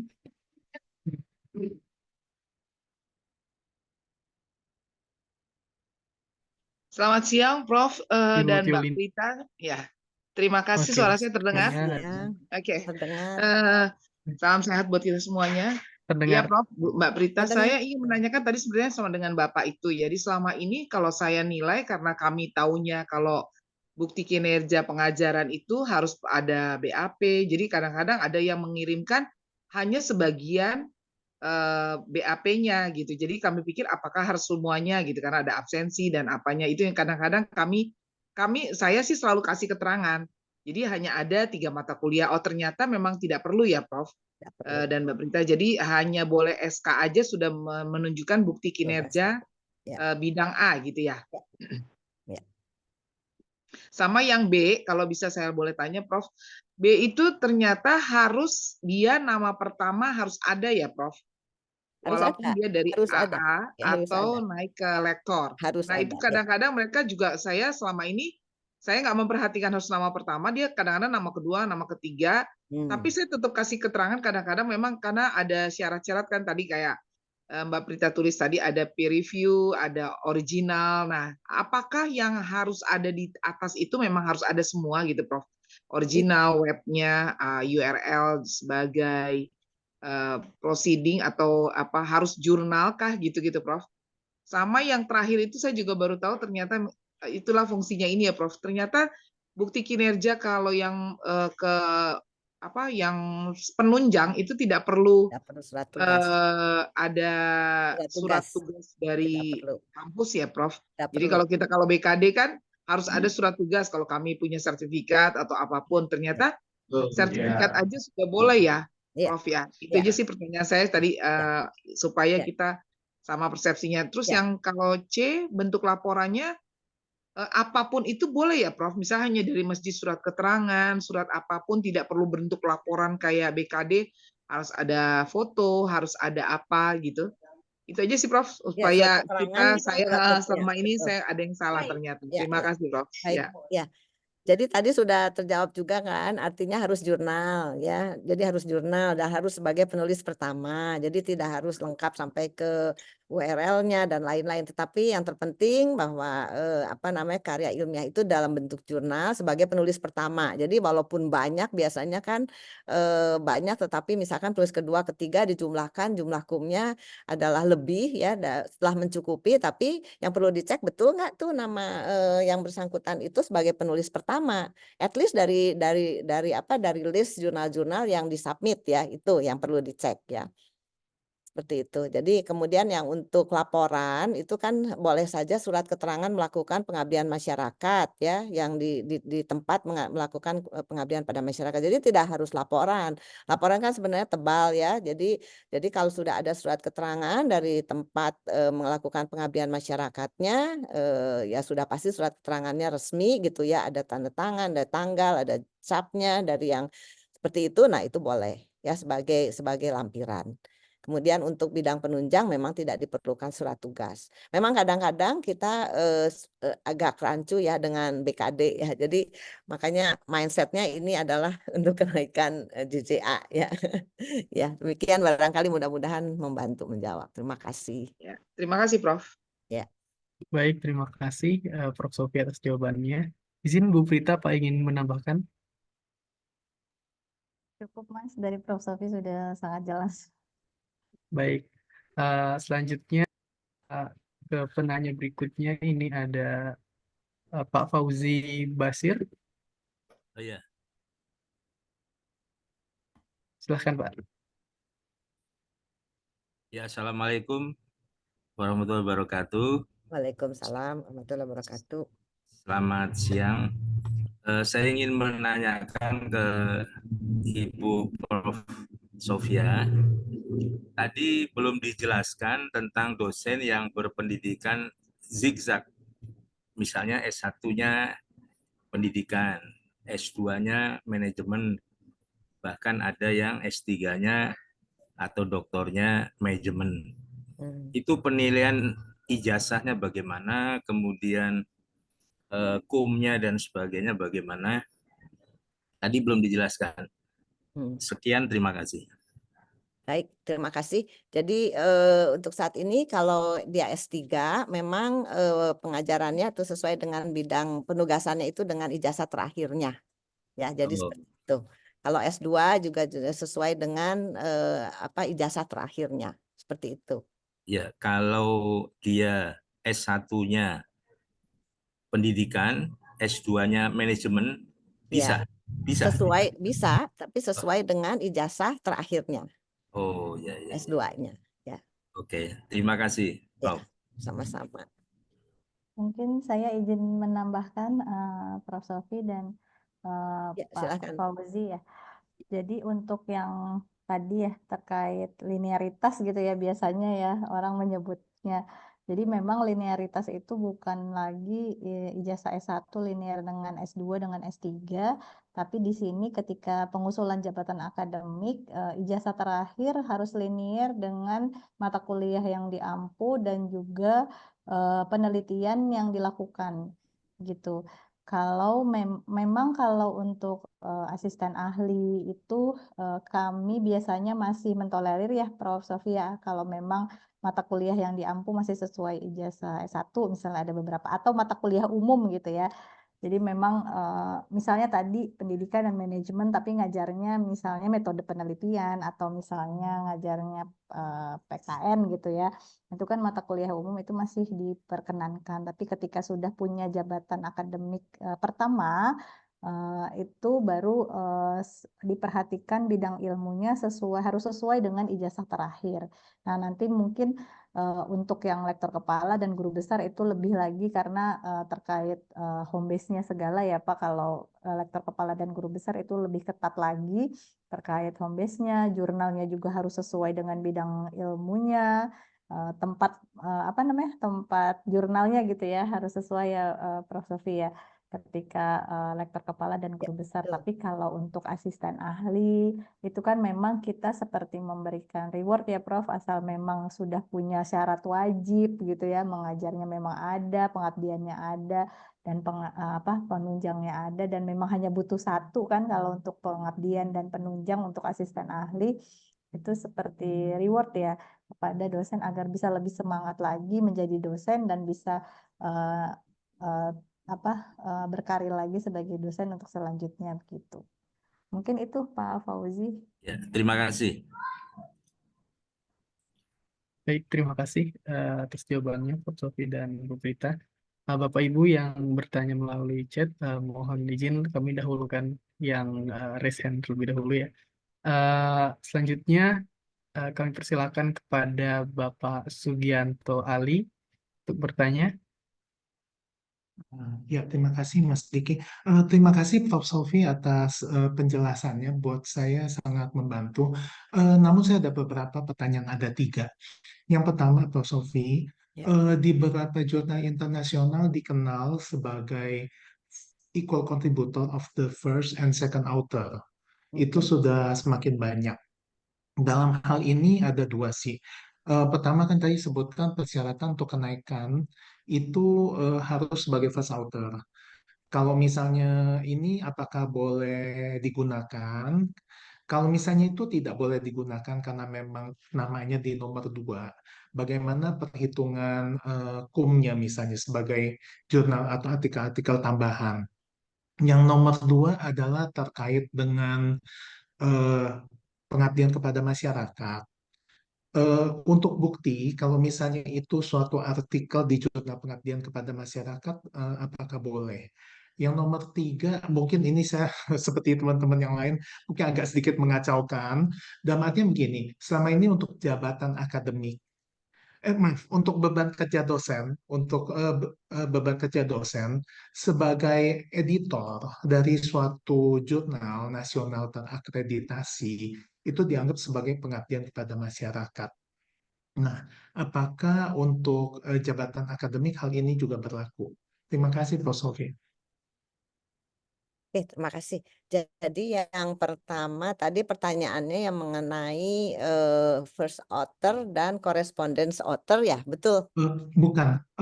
Kalau itu sih mungkin ini Prof, banyak di jurnal internasional kan sekarang dikenal first author dan second author itu equal contributor dan itu diberikan tanda khusus dan di Oh, statement oke. khusus pada Oke. artikelnya. Oke. Seperti itu Oke. bagaimana? Terima kasih. Ya, ya. Jadi kalau di Indonesia ini masih tetap mengacu kepada siapa yang ditulis pertama, first author.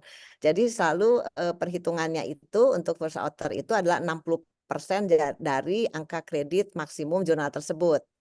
Jadi seperti itu. Kalau dia diletakkan di yang kedua, kemudian itu ada beberapa penulis gitu ya. Jadi ya 40%. dikalikan itu kemudian dibagi dengan berapa jumlah peserta, berapa jumlah outernya. Jadi seperti itu. Jadi pembagiannya tetap nomor 1 itu 60%, kemudian penulis kedua itu adalah 40% dari ini. Kemudian kalau banyak ya dibagi ya sesuai dengan jumlah Ya. ini. Izin Prof, kalau Ya. seperti tadi berarti corresponding author yang sama statusnya seperti penulis lainnya.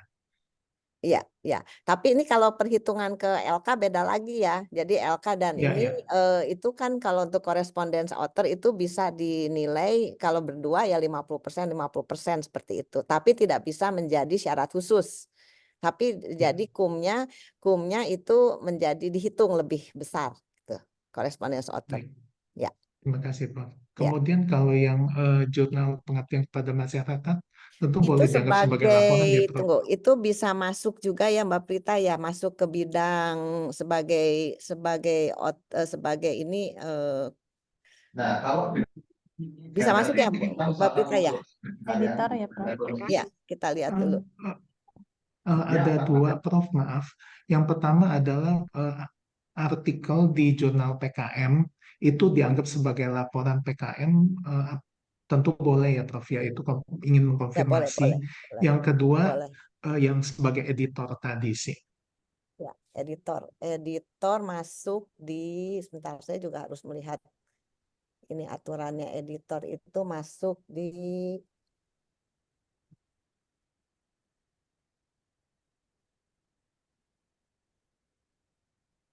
mungkin ada yang bisa masuk di pengabdian itu. masuk ya, Pengabdian masuk iya. ya. Oke, sebentar saya cek juga. Saya Tabel 9, Prof. Tabel 9. Tabel 9 ya, masuk ya. Oke. Tabel 9 masuk ya, masuk di pengabdian. Ya, tuh. Baik, ya. Terima kasih. Ya. Terima kasih, Prof. Sama-sama.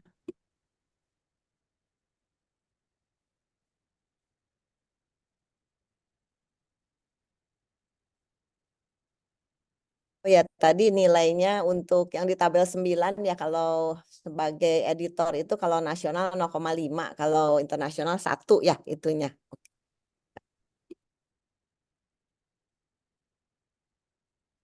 Betul, Prof. 1.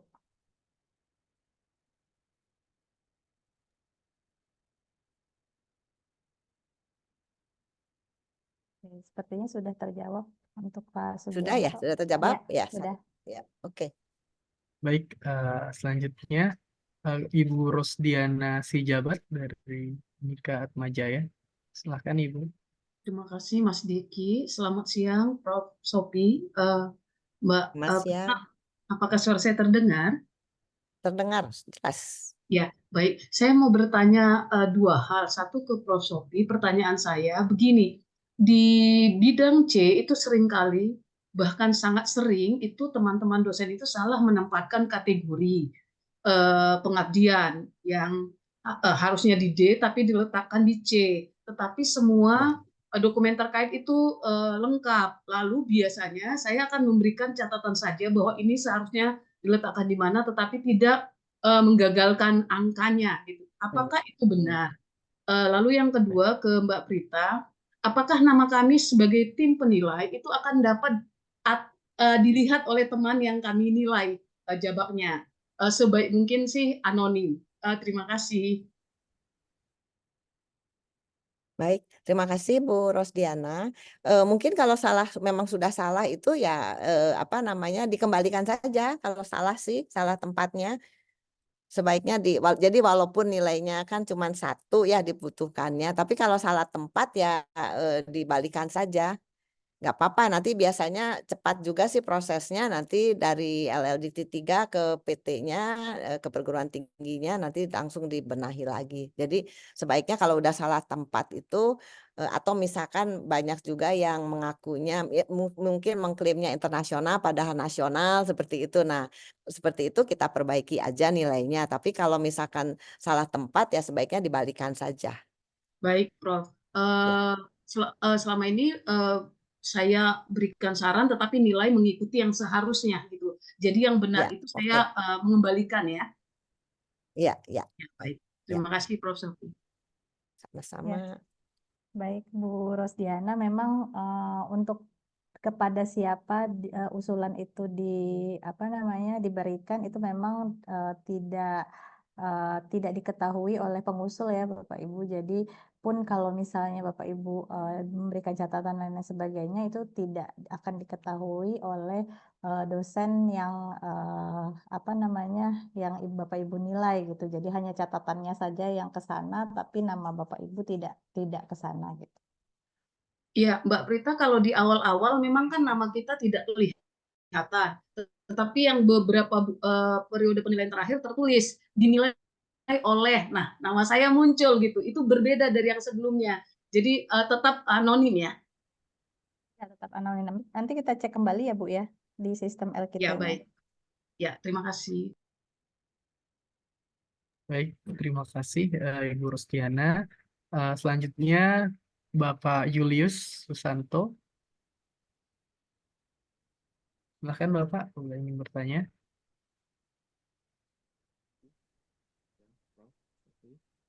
Saya Yunus Kurnia Susanto dari Sekolah Tinggi Ilmu Ekonomi Trisakti. Mau menanyakan untuk penelitian tadi 60-40 sebagai proses pertama dan kedua. Nah, kalau lebih dari 2 berarti apakah 40%-nya itu misalnya 3 nih, berarti 60-20-20. Kalau lebih dari misalnya 4, berarti 40-nya ini dibagi 3. Nah, itu mengkonfirmasi itu. Kemudian pertanyaan selanjutnya adalah untuk tesis. Nah, ini kan ada tesis yang S1-nya udah lama banget, angkatan BG ya, angkatan BB gue ya, misalnya angkatan lama bener. Nah, tesisnya dicari nih ke kampus, nggak ada waktu itu, kampusnya belum digitalisasi, terus tesisnya entah kemana gitu. Nah, cari ke kampusnya juga nggak ada, cari di rumah nggak ada. Nah, itu ada solusinya nggak? Jangan sampai karena masalah tesis ini jadi dosennya itu terhambat. Oke. Kemudian terkait dengan masalah pengabdian. Nah, ada beberapa dosen itu yang menganggap itu ketika menjadi pembicara di mahasiswa kampus lain, bukan tempat home base-nya, atau pembicara di beberapa dosen, nah, itu dianggap sebagai pengabdian. Nah, apakah itu boleh dimasukkan sebagai pengabdian atau sebagai penunjang? Nah, itu saja masuk ke pertanyaan dari saya, Prof. Sofi. Terima kasih. Baik, terima kasih Pak Julius. Jadi kalau misalkan ada di dalam jurnal ada 4 penulis gitu ya, ada 4 penulis yang bersangkutan, misalkan penulis kedua gitu ya. Berarti kan yang penulis pertama udah pasti 60% dikalikan maksimumnya ya. Kemudian yang kalau misalkan ada 4 penulis, kemudian yang bersangkutan ada penulis kedua ya berarti 40% dibagi kali nilai maksimumnya berapa dibagi 3 ya. Ya, seperti itu udah betul ya. Kemudian mengenai tesis yang memang sudah tidak ada ininya barangkali nanti Bu Prita ya bisa ini karena itu pastinya melalui ada satu proses lah yang bisa bisa mewadahi lah ya. Artinya tidak karena misalkan tidak ada digitalnya, kemudian kampusnya juga sudah jadi belum ada di digital ya pada saat itu. Nah, itu nanti bisa di ini. Kemudian yang ketiga mengenai pengabdian pada masyarakat kan melakukan pengabdian pada masyarakat salah satunya juga kan mungkin harus ada surat penugasan dari institusinya ya. Jadi kalau mungkin yang pasti nanti dari dosen-dosen tersebut kan harus mendapatkan surat penugasan dari lembaga pengabdian pada masyarakat dari institusi yang bersangkutan dan harus sesuai dengan bidang keilmuannya. Itu yang dimaksud dengan pengabdian pada masyarakat.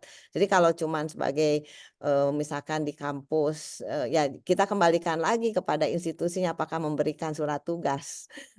Jadi dari lembaga pengabdian kepada masyarakatnya memberikan surat tugas enggak untuk dosen-dosen tersebut dalam kegiatan tersebut.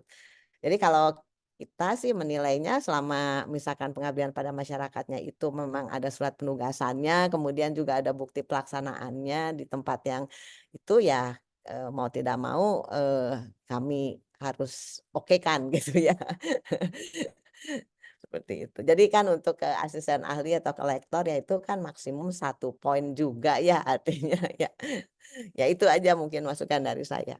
Mungkin untuk yang tesis itu Bu Prita barangkali bisa membantu menjawab. Terima kasih.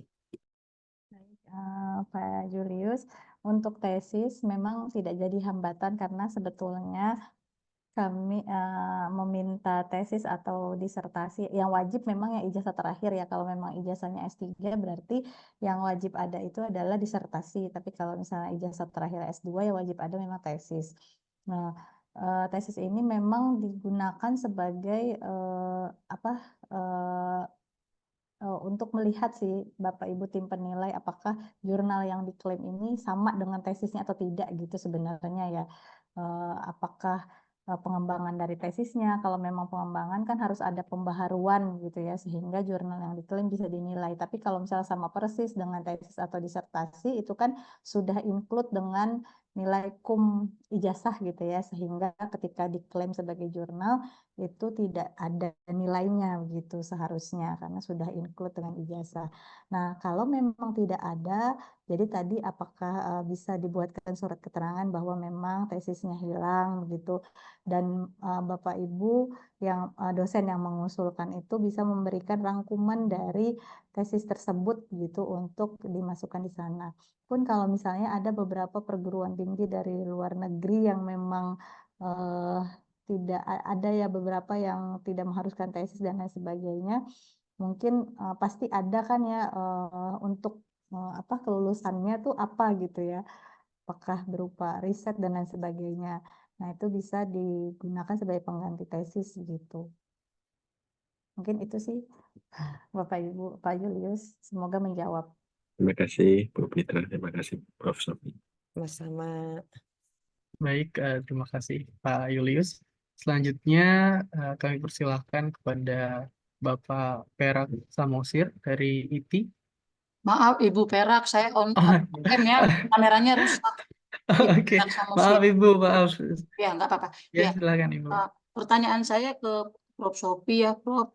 Begini, Prof, ada kasus dosen ITI di tahun 2023 yang lalu, ya beliau itu lektor kepala magister kumnya 400, kemudian mengajukan kenaikan kepangkatan dalam golongan yang sama mau ke 550.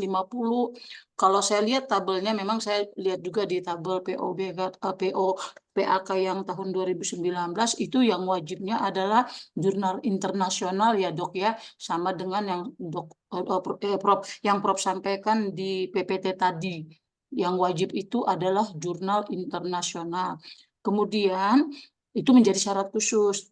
Nah, dosen yang bersangkutan ini merupakan penulis pertama di jurnal internasional Q3 yang kebetulan pada saat tahun 2022 udah discontinued. Nah, menurut penjelasan Prof. Sophie tadi, itu kan statusnya diturunkan saja menjadi jurnal internasional biasa. Nah, ketika waktu dosen tersebut mengajukan pun, kebetulan dia berdua, penulis kedua pun sudah mengajukan. Dan memang diturunkan menjadi jurnal internasional biasa. Nah, yang temannya itu disetujui di perguruan tinggi lain, sementara yang dosen ITI itu ditolak. Begitu, Prof. Ditolak. Padahal menurut penjelasan, padahal ketika mengajukan pun udah diturunin, Prof. Karena pengalaman temennya yang satu lagi diturunkan menjadi jurnal internasional biasa. Jadi ngitungnya nggak 30, Prof. Tapi 20. Waktu itu masih pakai peer review ya, Dok ya. Oleh peer review juga UI, ini orang UI, dituruninnya juga jadi 20. Dia sendiri setuju peer review Prof dari UI itu menurunkan menjadi 20. Tetapi justru di LLDikti 3 itu ditolak. Nah, ini prosesnya bagaimana, Prof? Apakah boleh masih diusulkan kembali sesuai dengan yang tadi disampaikan oleh Prof. Sophie? Itu saja pertanyaan saya, Prof. Terima kasih. Oke, mungkin kalau ke LK kan nanti ini peer review yang di pusat ya, jadi bukan di LLDikti 3 lagi ya. Ya, jadi itu memang apa namanya, saya tidak bisa mengatakan bahwa di sana lebih ketat, tapi memang lebih ketat biasanya. Jadi ada beberapa yang memang diminta benar-benar jurnal internasional yang paling Q3 dan tidak discontinue seperti itu. Jadi kalau misalkan untuk ke lektor saja atau ke asisten ahli yang discontinue itu bisa diturunkan ke yang lebih rendah. Tapi kalau yang di pusat itu memang biasanya mereka meminta untuk yang clean and clear, itu yang menyebutnya seperti itu mereka. Jadi kalaupun jurnal benar-benar yang clean, tidak pernah discontinue juga, dan clean and clear gitu ya. Jadi kalau sudah misalkan mendapatkan apa namanya, ini sebenarnya di luar penilaian ini ya, tapi karena apa namanya, suka ada yang menanyakan juga. Jadi kalau udah ada catatan dari pusat, ikuti saja apa yang diminta oleh pusat. Karena insya Allah kalau diikuti tuh yang dari pusat mintanya misalkan tolong apa namanya, untuk menulis kembali satu jurnal ilmiah di dalam Q3 misalkan gitu, ya harus diikuti Ya, dan dia mintanya biasanya begitu. iya Iya, betul dia seperti mintanya itu. begitu. Oh, jadi Iya, jadi nanya, diikuti saja. ya. Baik, Prof. Terima kasih ya, Prof. Baik, terima kasih. Baik, selanjutnya Bapak Mardiaman dari Utama. Silakan Bapak. Iya, terima kasih Mas Diki. Selamat sore Prof. Sophia. Selamat Dan sore. Nah, ini tadi sebenarnya udah banyak benar ya yang ditanyakan itu mirip ya, tapi ada beberapa yang belum. Mengenai reviewer Prof ya. Reviewer itu dimasukkan ke mana? Kadang-kadang banyak juga pertanyaan. Kalau apa tadi kan jelas ya, pengabdian ada bunyinya ya. Apa namanya itu, editor, chief editor, pengabdian. Reviewer belum saya baca-baca di PO-nya itu nggak ada secara jelas dinyatakan reviewer itu sebagai apa. Nah, kemudian kalau kita jadi reviewer ya, kan biasanya kita ditulis di dalam webnya ya. Tapi perlu tidak bahwa yang kita periksa itu dilampirkan? Kadang-kadang kan nama kita reviewer itu tetap ada kan, ya kan? Tapi benar nggak kita memeriksa satu semester itu? Yang benarnya kan kalau kita periksa satu semester itu ada berkasnya ya, nama si Anu yang kita periksa sebagai reviewer benar. Nah, itu mungkin kita. Tapi kenyataannya kan kita tetap nama ada di situ, tapi nggak memeriksa. Nah, yang kedua, Prof. Sophie, kita apa itu memeriksa itu kan ada yang kelasnya internasional atau tidak ya, atau tidak seperti itu. Nilainya apakah sama sebagai reviewer itu? Itu karena belum jelas juga saya lihat. Baru yang kemudian tadi belum terjawab tadi pertanyaan Bu Wiwi tadi, jumlah apa penulis ya. Jumlah penulis itu terutama di tulisan-tulisan yang agak ya terkenal lah ya, yang bereputasi, penulisnya banyak sekali. Ada yang saya lihat itu ada 6-7 ya. Itu menumpang atau enggak ya enggak tahu lah kita ya kan. Karena nilainya kan cukup tinggi juga, 40 dibagi 7. Kalau tadi Prof. Sophie kan udah jelaskan itu pembagian itu jelas ya. Kalau 2 jelas 60-40 ya kan. Kemudian penulis sebagai editor responden sama penulis pertama sama 50-50 kalau 2 ya kan. Nah, tapi itu ada nggak ketentuannya batas jumlah penulisnya? Misalnya 6 gitu.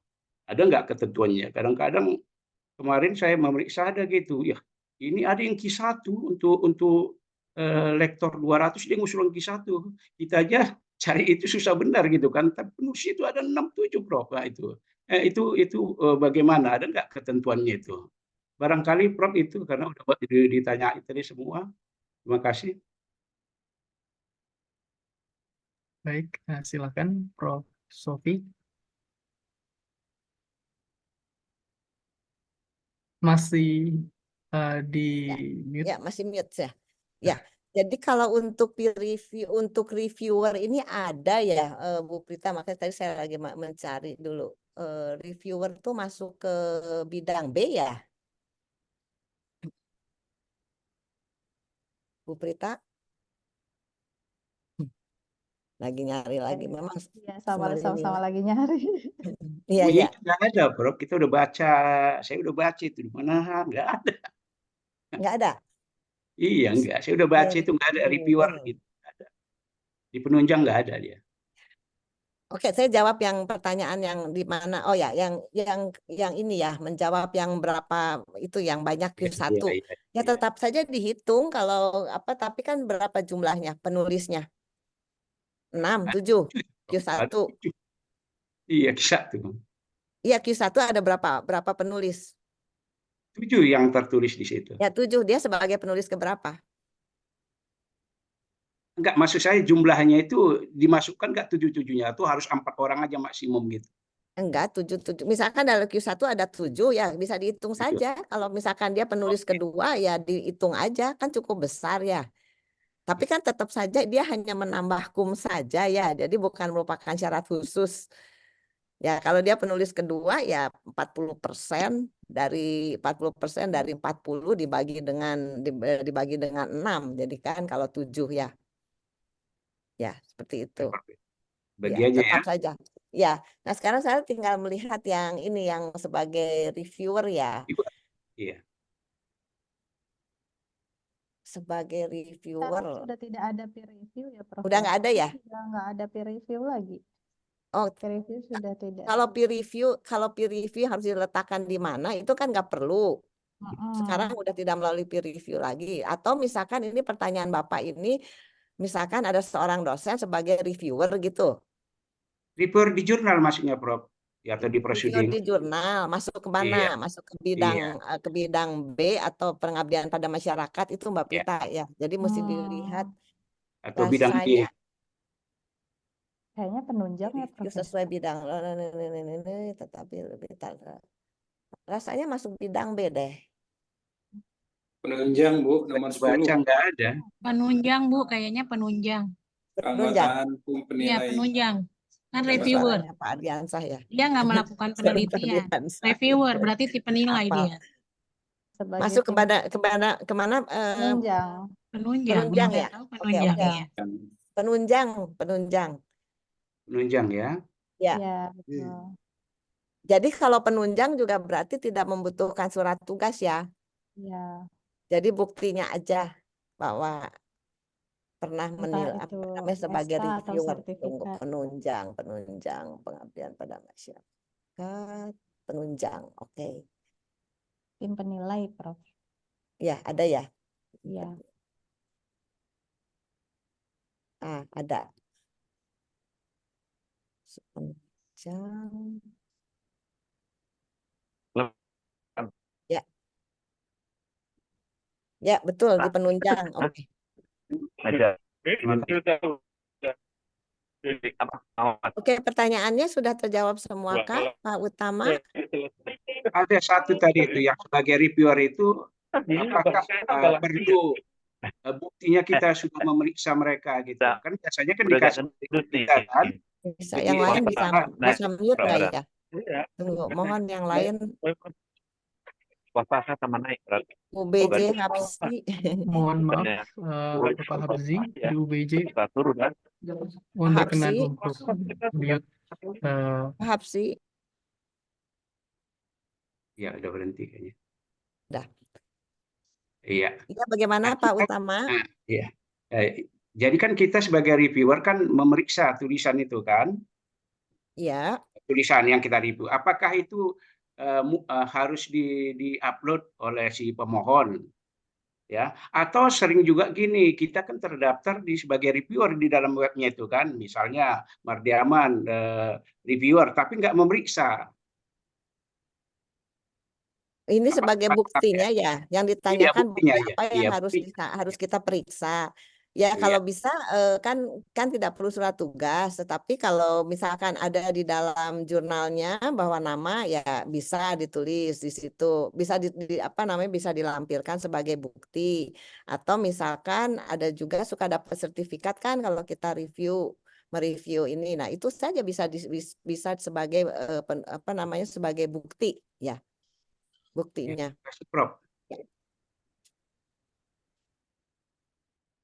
Baik, terima kasih Pak Mardiaman atas pertanyaannya.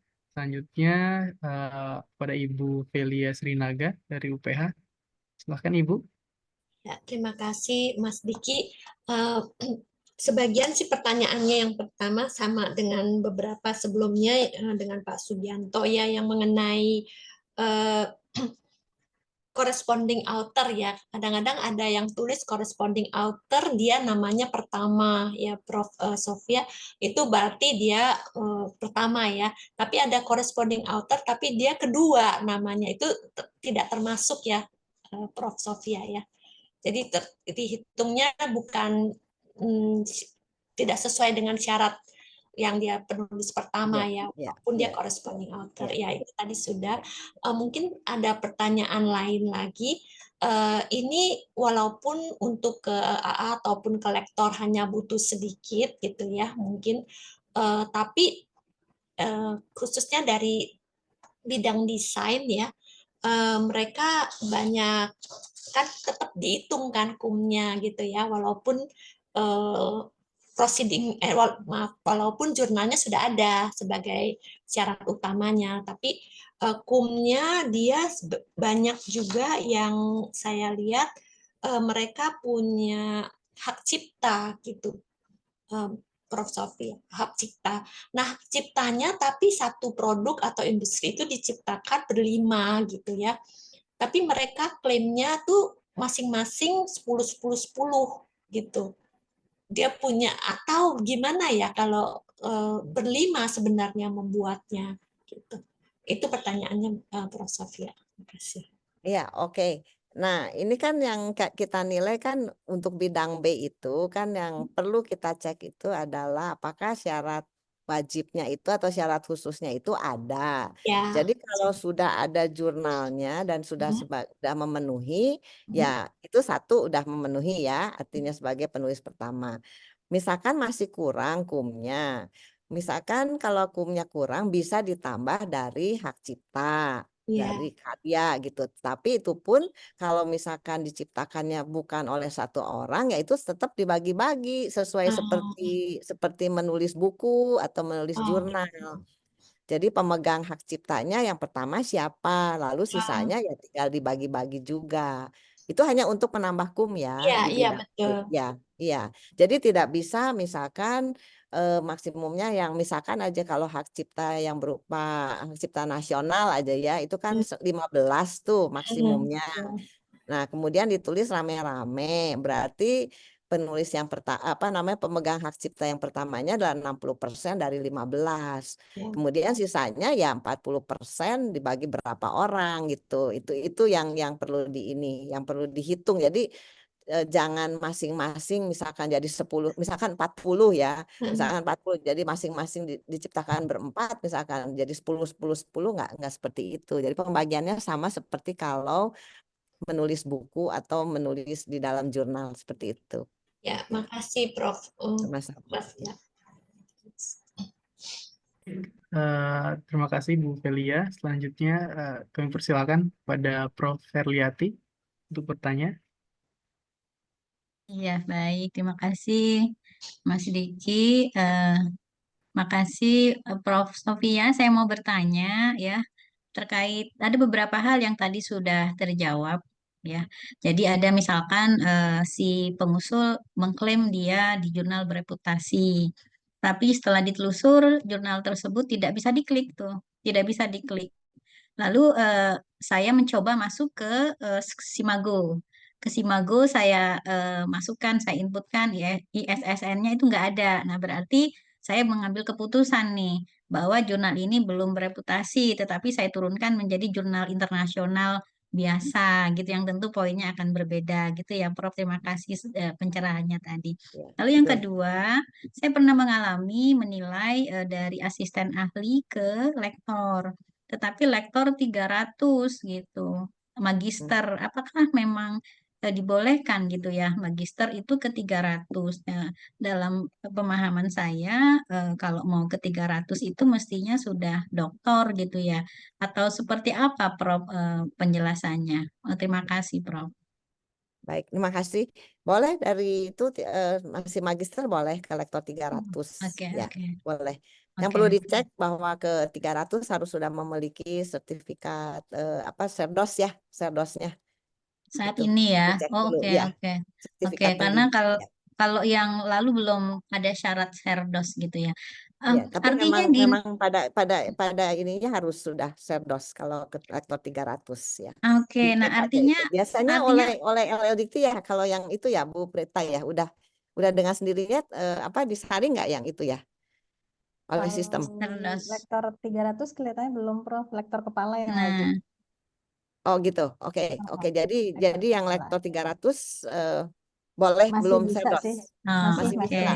Oke, masih bisa Masih tuh. boleh ya. Masih Oke, boleh. baik. Berarti tidak Dan perlu tidak dicek. harus dokter, dan tidak Dicek harus ya. dokter. Ya, betul. Oke, baik. Terima kasih, Prof. Ya. Ke lektor kepala Mbak juga masih Prita. bisa, Bu Prof. Magister juga masih bisa ke lektor kepala. Asal punya internasional kan, berputasi ya. Ya, Ya. Iya, betul Syaratnya ya. aja yang beda. Iya, betul. Ya. Terima kasih. Baik, terima kasih Prof. Herliati atas pertanyaannya. Bapak Ibu, kita telah sampai pada rangkaian acara terakhir. Sebelum kami tutup, sekali lagi kami mengucapkan terima kasih banyak pada Bapak Ibu yang telah hadir. Dan juga sebanyak-banyaknya terima kasih kepada Prof. Sophie atas paparannya yang telah diberikan, berkenan menjadi pembicara. Juga Ibu Prita Ekasari. Sebelum itu, apakah ada yang ingin disampaikan lagi, Prof. Sophie? Nggak ada, sudah cukup ini aja jangan galak-galak dalam menilai itu untuk ke asisten ahli. Jadi hal-hal yang supaya para dosennya nanti semangat. Karena kan memang yang nanti paling intinya itu kalau sudah menuju ke lektor kepala ya itu sudah benar-benar keilmuannya, linearitas, penelitiannya. Yang tadi tuh pertanyaan-pertanyaan yang saya lihat di chat nih banyak nih, ini memang untuk ke LK dan ke GB ya. Jadi yang tadi apakah kalau discontinue kemudian sebagai correspondence author karena kan itu banyak beberapa ada perhitungan-perhitungan khusus ya, dan juga untuk ke LK dan ke GB memang ada di tim Pak pusat ya. Jadi itu semua memang direview oleh pusat. Demikian barangkali, mudah-mudahan selamat bekerja ini Ibu Bapak semuanya. Terima kasih. Terima kasih Ibu. Selanjutnya Ibu Prita, ada yang ingin disampaikan sebagai penutup? Baik, terima kasih Mas Diki, Bapak Ibu, tim penilai angka kredit. Terima kasih banyak telah hadir di penyamaan persepsi ini. Mungkin memang tadi banyak sekali ya pertanyaan terkait lektor kepala dan guru besar. Seperti pernyataan Prof. Sophie, memang kami akan mengundang kembali terkait pengusulan lektor kepala dan guru besar setelah nanti turunnya aturan baru. Nanti kami undang kembali untuk Bapak Ibu seluruh dosen perguruan tinggi agar menyesuaikan dengan aturan-aturan baru yang nanti akan sebentar lagi akan terbit. Mungkin begitu ya Bapak Ibu. Tadi juga sudah disampaikan Prof. Sophie, jangan galak-galak Bapak Ibu, untuk asisten ahli saja. Asisten ahli biar semangat para dosen yang masih baru merintis menjadi dosen gitu ya Bapak Ibu, untuk berkarir ke lebih tinggi, ke jenjang yang lebih tinggi untuk yang selanjutnya begitu Bapak Ibu. Mungkin itu dari saya, Mas Diki. Terima kasih. Saya kembalikan. Baik, terima kasih Bapak Ibu, kita telah sampai pada acara terakhir. Sekali lagi kami mengucapkan terima kasih atas kehadirannya. Semoga apa yang disampaikan, apa yang dipaparkan bisa mendapat manfaat dan pemahaman baru mengenai penilai angka kredit. Saya sebagai pembawa acara undur diri. Wassalamualaikum warahmatullahi wabarakatuh. Waalaikumsalam warahmatullahi wabarakatuh. Waalaikumsalam. Terima kasih Prof. Sophie. Terima kasih. Terima kasih Bapak Ibu. Bu Prita. Terima kasih Prof. Prita. Terima kasih. Pamit.